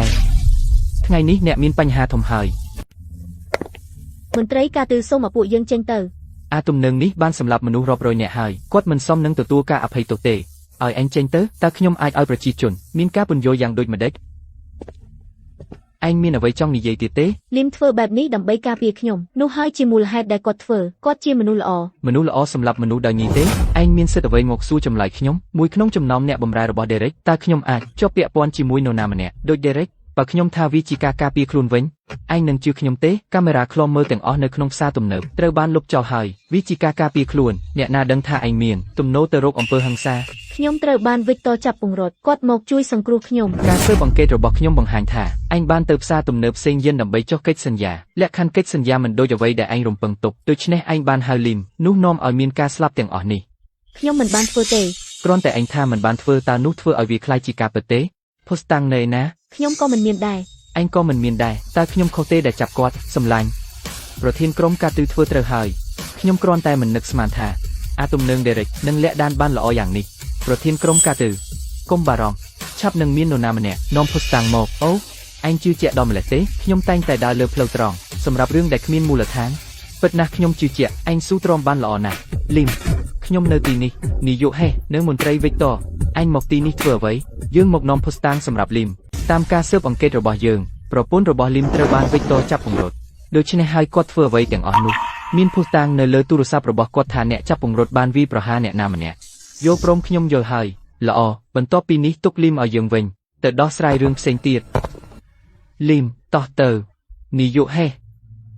បើខ្ញុំមិនច្រឡំទេអ្នកមកទីនេះមិនមែនគ្រាន់តែឲ្យខ្ញុំចេញទៅទេមែនទេប៉ាតលីមអ្វីដែលកើតឡើងនៅផ្សារទំនើបសេងអ៊ីនអាចចាត់ទុកជាការការពារខ្លួនប៉ុន្តែអ្នកបានធ្វើបាបវិកតដូច្នេះគ្រូសាវ៉ាន់បានប្តឹងអ្នកលើកលែងតែពួកគេដល់ពាក្យបណ្ដឹងបើមិនដូច្នេះទេខ្ញុំយល់ហើយក្នុងករណីនោះខ្ញុំនឹងបន្តនៅទីនេះកន្លែងនេះមិនអាក្រក់ទេហើយវាស្ងាត់ខ្ញុំក៏ចូលចិត្តដែរដោយវិធីនេះតើអ្នកអាចដាក់ខ្ញុំនិងគូស្នេហ៍របស់ខ្ញុំនៅក្នុងគុកតែមួយបានទេនោះមិនគួរជាបញ្ហាទេមែនទេចាប់តាំងពីលីមចង់នៅទីនេះក៏មិនអីដែរអូវិកតនាយកហេសអំពីរឿងដែលខ្ញុំបានសុំអ្នកឲ្យធ្វើមុននេះតើវាដំណើរការយ៉ាងណាហើយកុំបារម្ភវាចិត្តរួចរាល់ហើយដូចគ្នាដែរក្នុងករណីនោះតើអ្នកទាំងពីរអាចចាក់ចេញឥឡូវបានទេសម្លាញ់អ្នកបានសួរវិកតនិងនាយកហេសអំពីអ្វី សម្លាញ់វានឹងមិនយូរទេមុនពេលអ្នកដឹង អូអ្នកលាក់រឿងពីខ្ញុំហើយឬ សម្លាញ់មានអ្វីភ្ញាក់ផ្អើលខ្លះបើខ្ញុំប្រាប់អ្នកមុនវានឹងធ្វើឲ្យខូចអស់ អូនិយាយពីនេះសម្លាញ់ហេតុអ្វីអ្នកមិនឲ្យវិកតជួយអ្នកទៅតែពេលនេះបើគាត់ចូលជួយអ្នកប្រកាសជារួចខ្លួនហើយគ្រូសាវ៉ាន់នឹងដកពាក្យបណ្ដឹងដោយស្ដាប់បង្គាប់ដោយសារខ្ញុំបានសុំគេធ្វើអ្វីមួយឲ្យខ្ញុំធ្វើមិនខ្ញុំអាចសុំគេម្ដងទៀតបានលើសពីនេះទោះបីគ្មានជំនួយពីវិកតក៏ដោយគ្រូសាវ៉ាន់នឹងមកសុំខ្ញុំឆាប់ មិនអាចទេ សម្លាញ់ចាំមើល អាលីមកុំលោះស្រែលើកនេះយើងនឹងធ្វើឲ្យគាត់រលួយក្នុងគុក ម៉ាក់កុំបារម្ភយើងបានជួលមេធាវីល្អបំផុតពីទីក្រុងសៀនហៃភស្តុតាងរឹងមាំគាត់នឹងមិនរួចខ្លួនក្នុងជីវិតនេះទេ អកុសលគាត់មិនអាចត្រូវកាត់ទោសប្រហារជីវិតផ្ទាល់ទេអាកុំលោះស្រែបានធ្វើបាបវិកតយើងគួរតែបាញ់គាត់ស្លាប់នោះទើបសប្បាយចិត្ត ហើយអាឃ្លូអីនាងឆ្កេនាងបានស៊ីបាយគ្រូសាវ៉ាន់ជាង20ឆ្នាំប៉ុន្តែនាងបានងាកក្រោយដាក់យើងតែងតែការពារអាកំឡោះស្រែនោះ នាងមិនស្ដាប់យើងតតែសោះក្រោយពីយើងដោះស្រាយអាកូនឆ្កែលីមនោះតារាប់ណាឃ្លូអីយល់ព្រមរៀបការជាមួយដេរិកដោយស្ដាប់បង្គាប់ហើយប្រព្រឹត្តខ្លួនឲ្យល្អយើងនឹងមិនយកកំហុសអតីតកាលរបស់នាងមកប្រឆាំងនាងទេ ម៉ាក់មានរឿងអីឆាប់រៀបចំឡានយកម៉ាក់ទៅមន្ទីរពេទ្យប្រញាប់យ៉ាងម៉េចហើយប្រធានអេវ៉ាន់ម្ដាយខ្ញុំអាចព្យាបាលបានទេបច្ចុប្បន្នលោកយាយវ៉ាន់ស្ថានភាពរាងកាយអន់ខ្លាំងក្រៅពីមិត្តវ័យក្មេងរបស់ខ្ញុំលីមនៅទូទាំងទីក្រុងសៀនហៃគ្មាននរណាអាចព្យាបាលនាងបានទេតើយើងគួរធ្វើម៉េចប្រធានអេវ៉ាន់លីមឥឡូវជាប់គុកនៅតុលាការអនុវត្តធ្វើម៉េចយើងរកគាត់ដើម្បីសង្គ្រោះលោកយាយទៅយើងទៅតុលាការអនុវត្តឥឡូវតារាប់ណាលីមយល់ព្រមសង្គ្រោះម្ដាយខ្ញុំយើងនឹងដកពាក្យបណ្ដឹងភ្លាមហើយនឹងមិនយកគាត់មកទទួលខុសត្រូវចំពោះអ្វីទេលីមនៅត្រង់នេះហើយ លីមមើលពួកខ្ញុំមកដល់ហើយ មកដល់លឿនម្លេះខ្ញុំមិនទាន់បាននៅទីនេះយូរប៉ុន្មានផងលីមអ្នកធ្វើឲ្យខ្ញុំបាត់ដៃមួយហើយដរាបណាគ្រូសាវ៉ាន់មិនទម្លាក់បន្ទុកអ្នកប្រកាសជាត្រូវទៅគុកប៉ុន្តែដោយសារឃ្លូអីខ្ញុំនឹងឲ្យអ្នកឱកាសចេញពីទីនេះនៅថ្ងៃនេះអូអរគុណប៉ុន្តែខ្ញុំមិនទាន់ចង់ចេញទេព្រោះខ្ញុំនៅទីនេះជាមួយសម្លាញ់ខ្ញុំសប្បាយចិត្តណាស់បើគ្មានអីទៀតទេខ្ញុំមិនជូនទេថែខ្លួនផងឃ្លូអីអ្នកមិនចង់នៅទីនេះជារៀងរហូតទេមែនទេពូនិយាយអីដែលចង់និយាយមកខ្ញុំមិនអាចគ្រប់គ្រងលីមបានទេលោកយាយវ៉ាន់ឈឺប្រធានអេវ៉ាន់រវល់ដូច្នេះយើងគិតថាលីមអាចព្យាបាលនាងបានដរាបណាគាត់ព្យាបាលលោកយាយអ្នកបានសន្យាថានឹងលែងលះអ្នកភ្លាមហើយចាក់ចេញពីគ្រូសាវ៉ាន់ជារៀងរហូតរឿងថ្ងៃនេះនឹងត្រូវលុបចោលដូច្នេះទៅចាំវិជ្ជបណ្ឌិតអេវ៉ាន់អាចារ្យនោះឲ្យគាត់ព្យាបាលនាង ខ្ញុំចង់ឃើញថាតើគាត់អាចរត់ហើយបើគ្មានអីទៀតទេអ្នកអាចចេញទៅឥឡូវនេះលីមកុំរឹងរូសពេកខ្ញុំពិតជារឹងរូសមែនតើអ្នកអាចធ្វើអីបានអ្នកលីមតាំងពីអ្នករៀបការជាមួយឃ្លូអីតើយាយរបស់នាងក៏ខ្លាចជាយាយរបស់អ្នកដែរទេតាមសិទ្ធអ្នកគួរតែទៅព្យាបាលលោកយាយទេអាចាស់ស្រីនោះពិបាកដួងចិត្តមិនទទួលខ្ញុំជាកូនប្រសាស្រីទេហើយនាងតែងតែបង្កការលំបាកដល់ឃ្លូអីហេតុអីខ្ញុំត្រូវរាប់នាងជាយាយលីមសម្លាញ់កុំនិយាយអីមួយណាគ្រូសាវ៉ាន់ធ្វើបែបនេះដាក់អ្នកពីមុនហើយថ្ងៃនេះក៏នៅតែអាកប្បកិរិយាដដែលដូច្នេះខ្ញុំច្បាស់ជាមិនចេញទេនិយាយមកលីមតើត្រូវធ្វើដូចម្ដេចទើបអ្នកព្យាបាលម្ដាយខ្ញុំព្រមតាមលក្ខខណ្ឌ3ហើយខ្ញុំនឹងព្យាបាលនាងលក្ខខណ្ឌ3ស្ដាប់វាមើលសិនតើលក្ខខណ្ឌទាំង3ជាអ្វីទី1ដេញកូនរបស់អ្នកឈ្មោះថៃឡចេញពីគ្រូសាវ៉ាន់យកអ្វីដែលគាត់មាននៅក្នុងគ្រូសាវ៉ាន់ទាំងអស់ចេញមិនអាចទេអញ្ចឹងអ្នកអាចចាក់ចេញទៅបានកុំរំខានពេលវេលាឯកជនរបស់ខ្ញុំជាមួយប្រពន្ធខ្ញុំលីមកុំហួសពេកខ្ញុំហួសពេកកូនរបស់អ្នកបានខົບខិតជាមួយអ្នកដទៃដើម្បីចាប់ពង្រត់ប្រពន្ធខ្ញុំមិនទាន់គិតគូរជាមួយអ្នកទេហើយឥឡូវអ្នកថាខ្ញុំហួសពេកវិកតតើអ្នកគិតថាខ្ញុំលីមនីគេរុញច្រានទេនាយកហេសូមនាំភ្ញៀវយើងចេញទៅប្រធានវ៉ាន់សូមមកផ្លូវនេះល្អខ្ញុំយល់ព្រមតាមលក្ខខណ្ឌទី1របស់អ្នកអូមិនដឹងថាអ្នកជាកូនស្ដាប់បង្គាប់បែបនេះទេអាកុសលហើយ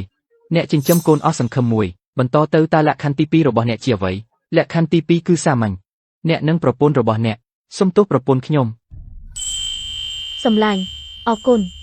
ណខ្ញុំពីរឿងអីអ្នកជាប្រពន្ធខ្ញុំមិនអាចទ្រាំមើលគេសង្កត់សង្កិនអ្នកទេតើអ្នកព្រមឬអត់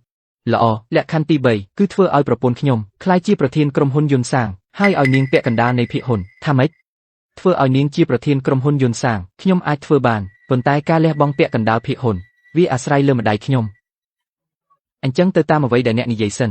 ទី1ឲ្យប្រពន្ធខ្ញុំក្លាយជាប្រធានក្រុមហ៊ុនយន្តសាងចំណែកភាគហ៊ុនវិញយើងនិយាយក្រោយសម្លាញ់មកយើងចេញទៅក្រៅលីមមកទីនេះឲ្យលឿនហើយព្យាបាលម៉ាក់ខ្ញុំនៅស្ងៀមវិកតនេះជាអាកប្បកិរិយាបែបណាហើយអ្វីបានជាអ្នកស្រែកដាក់ខ្ញុំលីមទៅព្យាបាលម៉ាក់ខ្ញុំជាមុនសិនសម្លាញ់ចូលទៅខាងក្នុងអូខេរឿងដែលអ្នកបានសន្យាអ្នកនឹងធ្វើវាមែនទេកុំបារម្ភខ្ញុំនឹងធ្វើវា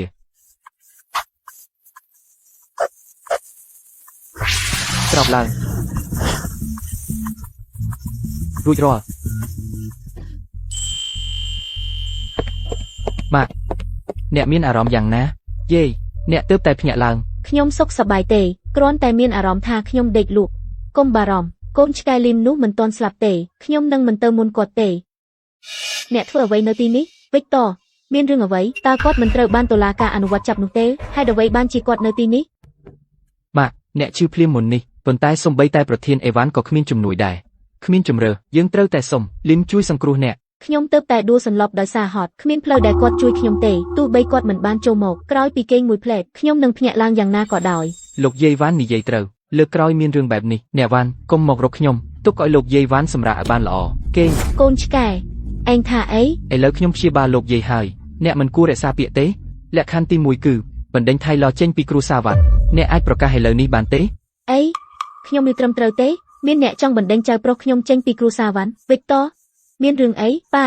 អ្វីដែលលីមនិយាយពិតទេខ្ញុំបានទៅសុំលីមឲ្យព្យាបាលម៉ាក់លីមបានស្នើលក្ខខណ្ឌ3លក្ខខណ្ឌទី1គឺបណ្ដេញថៃឡចេញពីគ្រូសាវ៉ាន់កូនឥតគុណខ្ញុំមានចៅប្រុសតែមួយគឺថៃឡហើយឯងចង់បណ្ដេញវាចេញពីគ្រូសាវ៉ាន់ឲ្យខ្ញុំប្រាប់ឯងទោះបីខ្ញុំបណ្ដេញឯងចេញខ្ញុំក៏មិនបណ្ដេញចៅប្រុសស្នេហារបស់ខ្ញុំដែរអញ្ចឹងលក្ខខណ្ឌទី1នេះឯងមិនអាចធ្វើតាមបានទេលីមខ្ញុំមិនបាច់ពន្យល់ទេបើឯងមិនធ្វើខ្ញុំនឹងធ្វើជំនួសឯងថៃឡយេហើយអ្វីបានជាអ្នកហ៊ានចាប់ចៅប្រុសខ្ញុំឲ្យគាត់ទៅឥឡូវនេះអូគឺឯងនឹងហើយកូនឆ្កែឯងធ្វើរឿងនេះមែនទេនាយកហេតើអ្នកមកទីនេះធ្វើអីកូនរបស់លោកត្រូវបានគេសង្ស័យថាជាប់ពាក់ព័ន្ធនឹងការចាប់ចម្រិតខ្ញុំមកទីនេះដើម្បីចាប់គាត់មានការជំទាស់ទេអ្នកគ្មានភស្តុតាងទេហើយអ្វីបានជាអ្នកហ៊ានចាប់ប្រកាន់ចៅប្រុសខ្ញុំរឿងចាប់ចម្រិតកាលពីម្សិលមិញនៅហាងសេងយិនតើមិនមែនចៅប្រុសរបស់លោកជាអ្នកក្រុងទេមានសាក្សីនិងភស្តុតាងហើយអ្នកនៅតែបដិសេធទៀតឬទេមិនមែនខ្ញុំទេគឺ Derek ខ្ញុំថៃឡតើអ្នកគិតថាក្នុងនាមជាអ្នកសំគំនិតអ្នកអាចគេចផុតពីច្បាប់បានទេអាបែងគ្រូសាវ៉ាន់យើងបានរាប់អានឯងយ៉ាងល្អហើយអ្វីបានជាឯងធ្វើបាបយើងបែបនេះយេ ខ្ញុំបានអត់ធ្មត់នឹងលោកយាយម្ដងហើយម្ដងទៀតប៉ុន្តែលើកនេះលីមនិងខ្ញុំស្ទើរតែត្រូវគេសម្លាប់ហើយលោកយាយមិននិយាយអ្វីទេឯងសុំនឹងទទួលហើយ អញ្ចឹងថៃឡក៏សុំនឹងទទួលដែរទេវិកតខ្ញុំបានឲ្យឱកាសអ្នកហើយប្រសិនបើអ្នកដេញថៃឡចេញពីគ្រូសាវ៉ាន់មុននេះប្រហែលជារឿងមិនដល់កម្រិតនេះទេយកគាត់ទៅខ្ញុំមិនចង់ចូលគុកទេសូមមេត្តាជួយសង្គ្រោះខ្ញុំជួយខ្ញុំផង ចៅប្រុសខ្ញុំចៅប្រុសសំណប់របស់ខ្ញុំ នៅមានលក្ខខណ្ឌពីរទៀតតើខ្ញុំធ្វើដោយខ្លួនឯងឬអ្នកធ្វើខ្លួនអីខ្ញុំសុំទោស វិកតតើអ្នកកំពុងធ្វើអីអាបនេះបានធ្វើឲ្យចៅប្រុសខ្ញុំត្រូវគេចាប់ខ្លួនហេតុអ្វីបានជាអ្នកសុំទោសនាងហេឡែន មកសុំទោសដែរនេះជាអ្វីដែលខ្ញុំបានសន្យាជាមួយលីមលក្ខខណ្ឌទី2សម្រាប់គ្រួសារយើងទាំង3នាក់សុំទោសលីម មិនអាចទេទោះជាអ្នកវាខ្ញុំស្លាប់ក៏ដោយក៏ខ្ញុំមិនធ្វើដែរសុំទោសអ្នកដែលធ្វើឲ្យកូនខ្ញុំចូលគុកមិនដែរ ហេឡែនខ្ញុំកំពុងប្រមានអ្នកបានឃើញហើយនៅអ្វីដែលលីមអាចធ្វើបានអ្នកនៅតែមានឱកាសដើម្បីដកខ្លួនចេញបើមិនអញ្ចឹងទេមិនថាមានរឿងអ្វីកើតឡើងបន្ទាប់កុំបន្ទោសខ្ញុំថាខ្ញុំខូចខើពេកមិនអាក្រក់ទេលោកវ៉ាន់យ៉ាងហោចណាស់អ្នកយល់តើអ្នកប្រកាសថាអ្នកមិនសុំទោសអ្នកស្រីស្នេហ៍របស់ខ្ញុំទេ ខ្លួនអីខ្ញុំសុំទោស ឥឡូវនេះសម្រាប់លក្ខខណ្ឌទី3សូមឲ្យអ្នកស្រីស្នេហ៍របស់ខ្ញុំធ្វើជាប្រធានក្រុមហ៊ុន Cloud Spring អាកូនឆ្កែអ្នកយកចៅប្រុសរបស់ខ្ញុំទៅហើយអ្នកចង់ឲ្យស្រីស្អុយខ្លួនអីគ្រប់គ្រងក្រុមហ៊ុនរបស់ខ្ញុំនេះឈួតហើយ លោកយាយវ៉ាន់ខ្ញុំក៏កំពុងប្រមានអ្នកដែរបើអ្នកយល់ព្រមឥឡូវនេះតំណែងប្រធានមួយគឺគ្រប់គ្រាន់សម្រាប់ខ្ញុំបើអ្នកមិនព្រមអ្វីដែលខ្ញុំចង់បានគឺក្រុមហ៊ុន Cloud Spring ទាំងមូល ចេញទៅខ្ញុំស្លាប់នៅប្រសើរជាងឲ្យខ្លួនអីគ្រប់គ្រងក្រុមហ៊ុន Cloud Spring ហើយគ្មានផ្លូវតែខ្ញុំនឹងឲ្យនាងនៅភាគហ៊ុនណាមួយឡើយ តើអ្នកគិតយ៉ាងណាដែរខ្ញុំយល់ព្រម វិកតឯណាភាពក្លាហានរបស់អ្នកកូនឆ្កែនេះចិត្តគ្រប់សង្កត់យើងហើយអ្នកនៅតែទន់ខ្សោយដូច្នេះ បាទលើកលែងពីការដែលលីមបានសង្គ្រោះអ្នកពីរដងជាមួយសមត្ថភាពរបស់គាត់តើអ្នកនៅតែគិតថាគាត់ជាមនុស្សធម្មតាទេវាច្បាស់ណាស់យើងជាអ្នកដែលលើសពីសមត្ថភាពរបស់យើង ទោះយ៉ាងណាបើគ្មានការយល់ព្រមរបស់ខ្ញុំខ្លួនអីនឹងមិនដែរខ្លាចជាប្រធានក្រុមហ៊ុន Cloud Spring ឡើយអូអារីយ៉ាមកពីក្រុមហ៊ុនកំពូលតើអ្នកមកធ្វើអ្វីនៅទីនេះខ្ញុំមកទីនេះដើម្បីគ្រប់គ្រងមិត្តវ័យក្មេងរបស់ខ្ញុំគឺលីមបើខ្លួនអីមិនត្រូវបានតែងតាំងជាប្រធានក្រុមហ៊ុន Cloud Spring នៅថ្ងៃនេះខ្ញុំមានអំណាចដើម្បីឲ្យផលិតផលក្រុមហ៊ុន Cloud Spring ទាំងអស់ត្រូវបានដកចេញពីទីផ្សារក្រុងសៀនហៃទាំងមូល ខ្ញុំក៏នឹងបញ្ចប់កិច្ចសហប្រតិបត្តិការជាមួយក្រុមហ៊ុន Cloud Spring ដូចគ្នាដែរបាទគ្រាន់តែយល់ព្រមជាមួយគាត់បើមិនអញ្ចឹងទេក្រុមហ៊ុនយុនសាងនឹងដួលរលំអញ្ចឹងយើងនឹងគ្មានអ្វីសោះទេ ខ្ញុំចង់យកក្រុមហ៊ុនយុនសាងហើយស្លាប់ជាមួយវាជាជាងប្រគល់វាឲ្យខ្លួនអី ល្អឥឡូវអ្នកអាចយកក្រុមហ៊ុនយុនសាងរបស់អ្នកហើយស្លាប់ជាមួយវាលីមមានរឿងអីមិនមែនអ្នកគួរតែព្យាបាលម៉ាក់ខ្ញុំទេហើយអ្នកបានសន្យាជាមួយខ្ញុំបីយ៉ាងមែនទេរួចរាល់ហើយធ្វើរួចទី1ឲ្យច្បាស់រឿងនេះមិនតាក់ទងនឹងខ្ញុំទេខ្ញុំព្យាបាលនាងហើយអីតែនាងរំភើបពេកហើយកើតឡើងវិញនោះមិនមែនកំហុសខ្ញុំទេ លីមជួយខ្ញុំ លោកយាយវ៉ាន់ហើយលោកយាយថាមិនត្រូវការខ្ញុំជួយមិនបានឥឡូវមកអង្វរខ្ញុំលីមសូមជួយសង្គ្រោះម៉ាក់ខ្ញុំម្ដងទៀតអ្វីដែលអ្នកចង់បានខ្ញុំយល់ព្រមទាំងអស់លក្ខខណ្ឌ3ខ្ញុំធ្វើវាដោយខ្លួនឯងមុនពេលអ្នកយល់ព្រមហើយឥឡូវចង់ធ្វើម្ដងទៀតលីមសូមអង្វរអ្នក សម្លាញ់គ្រាន់តែយល់ព្រមនេះជាលើកចុងក្រោយហើយ ល្អខ្ញុំនឹងព្យាបាលនាងប៉ុន្តែលើកនេះខ្ញុំចង់បានភាគហ៊ុនទាំងអស់របស់ក្រុមហ៊ុនយុនសាងតើអ្នកព្រមទេខ្ញុំនឹងឲ្យ គ្រាន់តែព្យាបាលខ្ញុំហើយខ្ញុំនឹងឲ្យភ្លាម លោកយាយវ៉ាន់ខ្ញុំស្គាល់លោកយាយច្បាស់កាន់តែសន្យាលឿនកាន់តែដកវិញលឿនលីមខ្ញុំបានរៀបចំកិច្ចសន្យាសម្រាប់អ្នករួចហើយពេលលោកយាយវ៉ាន់ចុះហត្ថលេខា ក្រុមហ៊ុនយុនសាងទាំងមូល នឹងក្លាយជារបស់ខ្លួនអីលោកយាយវ៉ាន់មកចុះហត្ថលេខាឥឡូវនេះហើយខ្ញុំនឹងសង្គ្រោះលោកយាយឥឡូវនេះ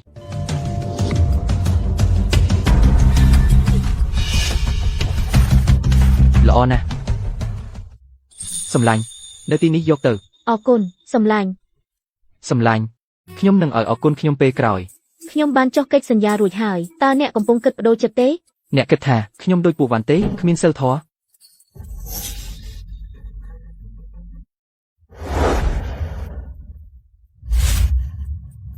អញ្ចឹងហើយ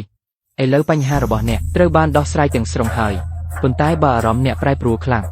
វាអាចនៅតែបង្កបញ្ហាទៀតដូច្នេះនិយាយតិចល្អសម្រាប់សុខភាពអ្នកបាទតើអ្នកមានអារម្មណ៍យ៉ាងម៉េច ស្រួលជាងមុន ចេញទៅអ្នកកំពុងឈររារាំងយើង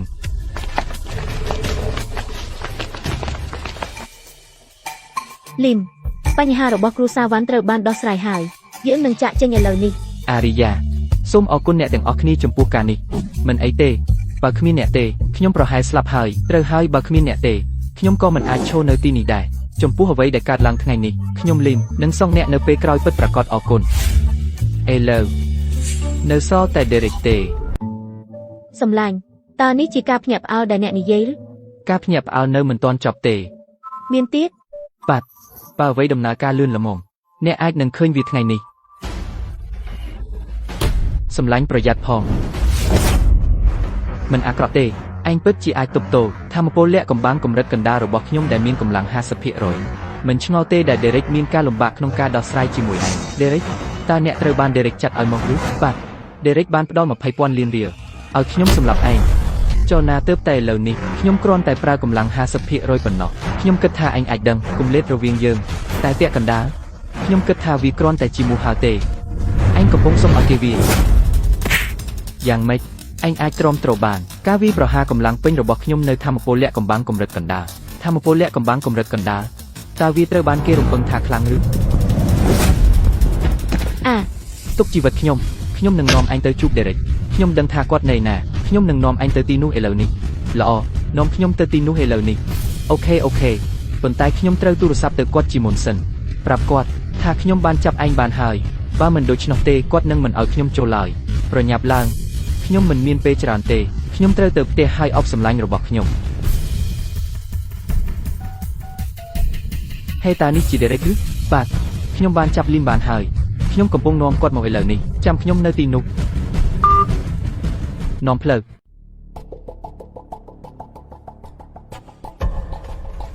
ចារ៉េតហេតុអីបានជាឯងម្នាក់ឯងលីមនឹងឃ្លូអីណែណាហេតុអីបានជាឯងនៅតែវាគ្នានឹងសុំទោស Derek មានន័យអីទៀតលីមមកនេះដើម្បីរំលាយឯងលីមចារ៉េតមានន័យអីសុំទោស Derek ខ្ញុំមិនអាចឈ្នះលីមទេឯងលីមខ្ញុំប្រមានឯងគ្រូសា Sterling គាំទ្រខ្ញុំមិនមែនជារបស់ងាយទេបើឯងហ៊ានប៉ះខ្ញុំថ្ងៃនេះឯងនឹងមិនអាចទ្រាំនឹងសេចក្តីក្រោធរបស់គ្រូសា Sterling បានទេពេលនោះខ្ញុំនឹងធ្វើឲ្យឯងនឹងឃ្លូអីស្លាប់យ៉ាងអាក្រក់អូអញ្ចឹងមែនគ្រូសា Sterling តូចតាចគ្មានន័យអីសម្រាប់ខ្ញុំទេ Derek ឯងដឹងទេហេតុអីខ្ញុំមិនទាន់សម្លាប់ឯងព្រោះឯងខ្លាចគ្រូសា Sterling ឯងមិនហ៊ានប៉ះខ្ញុំទេឯងខ្លាចការសងសឹកពីគ្រូសាយើងទេឯងទីខុសហើយព្រោះការរំលាយគ្រូសាឯងត្រូវការពេលបន្តិចខ្ញុំចង់ឲ្យឯងមើលដោយភ្នែកឯងគ្រូសាដែលឯងមានមោទនភាពកំពុងឈ្មោះទៅរកការវិនាសអីឯងហ៊ានរំលាយគ្រូសាយើងឯងឈ្មោះហើយហេប៉ាមានរឿងអីក្មេងរពើឯងទៅជាអ្នកណាឯងដឹងទេគ្រូសាយើងចិត្តខ្សែធនហើយប៉ាលេងសើចឬយើងជាគ្រូសាអ្នកមានជាងគេនៅសៀនហៃធ្វើមិនខ្សែធនប៉ាតើមានរឿងអ្វីពិតប្រាកដប្រាប់ខ្ញុំមកថ្ងៃនេះការិយាល័យពន្ធដារមកហើយពិនិត្យពន្ធរបស់យើងរកឃើញថាយើងគេចពន្ធច្រើនហើយក្រុមហ៊ុនដៃគូទាំងអស់បញ្ចប់កិច្ចសន្យាធនាគារក៏ទារប្រាក់វិញដែរអាសាត់តើឯងធ្វើឲ្យអ្នកណាខឹងឃើញទេឥឡូវឯងជាហើយឬនៅហើយអ្វីដែលឯងធ្វើពីមុនត្រូវបានលាតត្រដាងទាំងអស់ឯងអស់ផ្លូវហើយចាំនៅទីនោះទៅហើយរលួយទៅប៉ាកុំព្យួរទូរស័ព្ទប៉ាលីមឯងមិនអាចសម្លាប់ខ្ញុំបានទេបើឯងសម្លាប់ខ្ញុំឯងនឹងទៅគុកសូមអង្វរខ្ញុំអង្វរឯងមេត្តាទុកជីវិតខ្ញុំសម្លាប់ឯងទេសម្លាប់ឯងវាគ្រាន់តែធ្វើឲ្យដៃខ្ញុំប្រឡាក់Derek ឯងត្រូវបានគេសង្ស័យក្នុងករណីវាយប្រហារដោយចិត្តនាងជាច្រើនយើងមានភស្តុតាងច្បាស់លាស់មកជាមួយយើងខ្ញុំនឹងទាញអ្នកម្នាក់ទៅជាមួយខ្ញុំមុនពេលខ្ញុំទៅសម្លាញ់អ្នកសុខសប្បាយទេឈឺត្រង់ណាមួយទេខ្ញុំសុខសប្បាយទេគ្រាន់តែភ័យបន្តិចកុំបារម្ភខ្ញុំការពារអ្នកសម្លាញ់ខ្ញុំត្រូវប្រាប់អ្នកអ្វីមួយរឿងអ្វីអីចឹងរដូវរបស់ខ្ញុំវាមិនទាន់ចប់ទេសម្លាញ់ខ្ញុំមិនយល់អ្វីដែលអ្នកនិយាយទេសម្លាញ់តើអ្នកមិនតែងតែចង់បានកូនទេសម្លាញ់ខ្ញុំស្រឡាញ់អ្នកខ្លាំងណាស់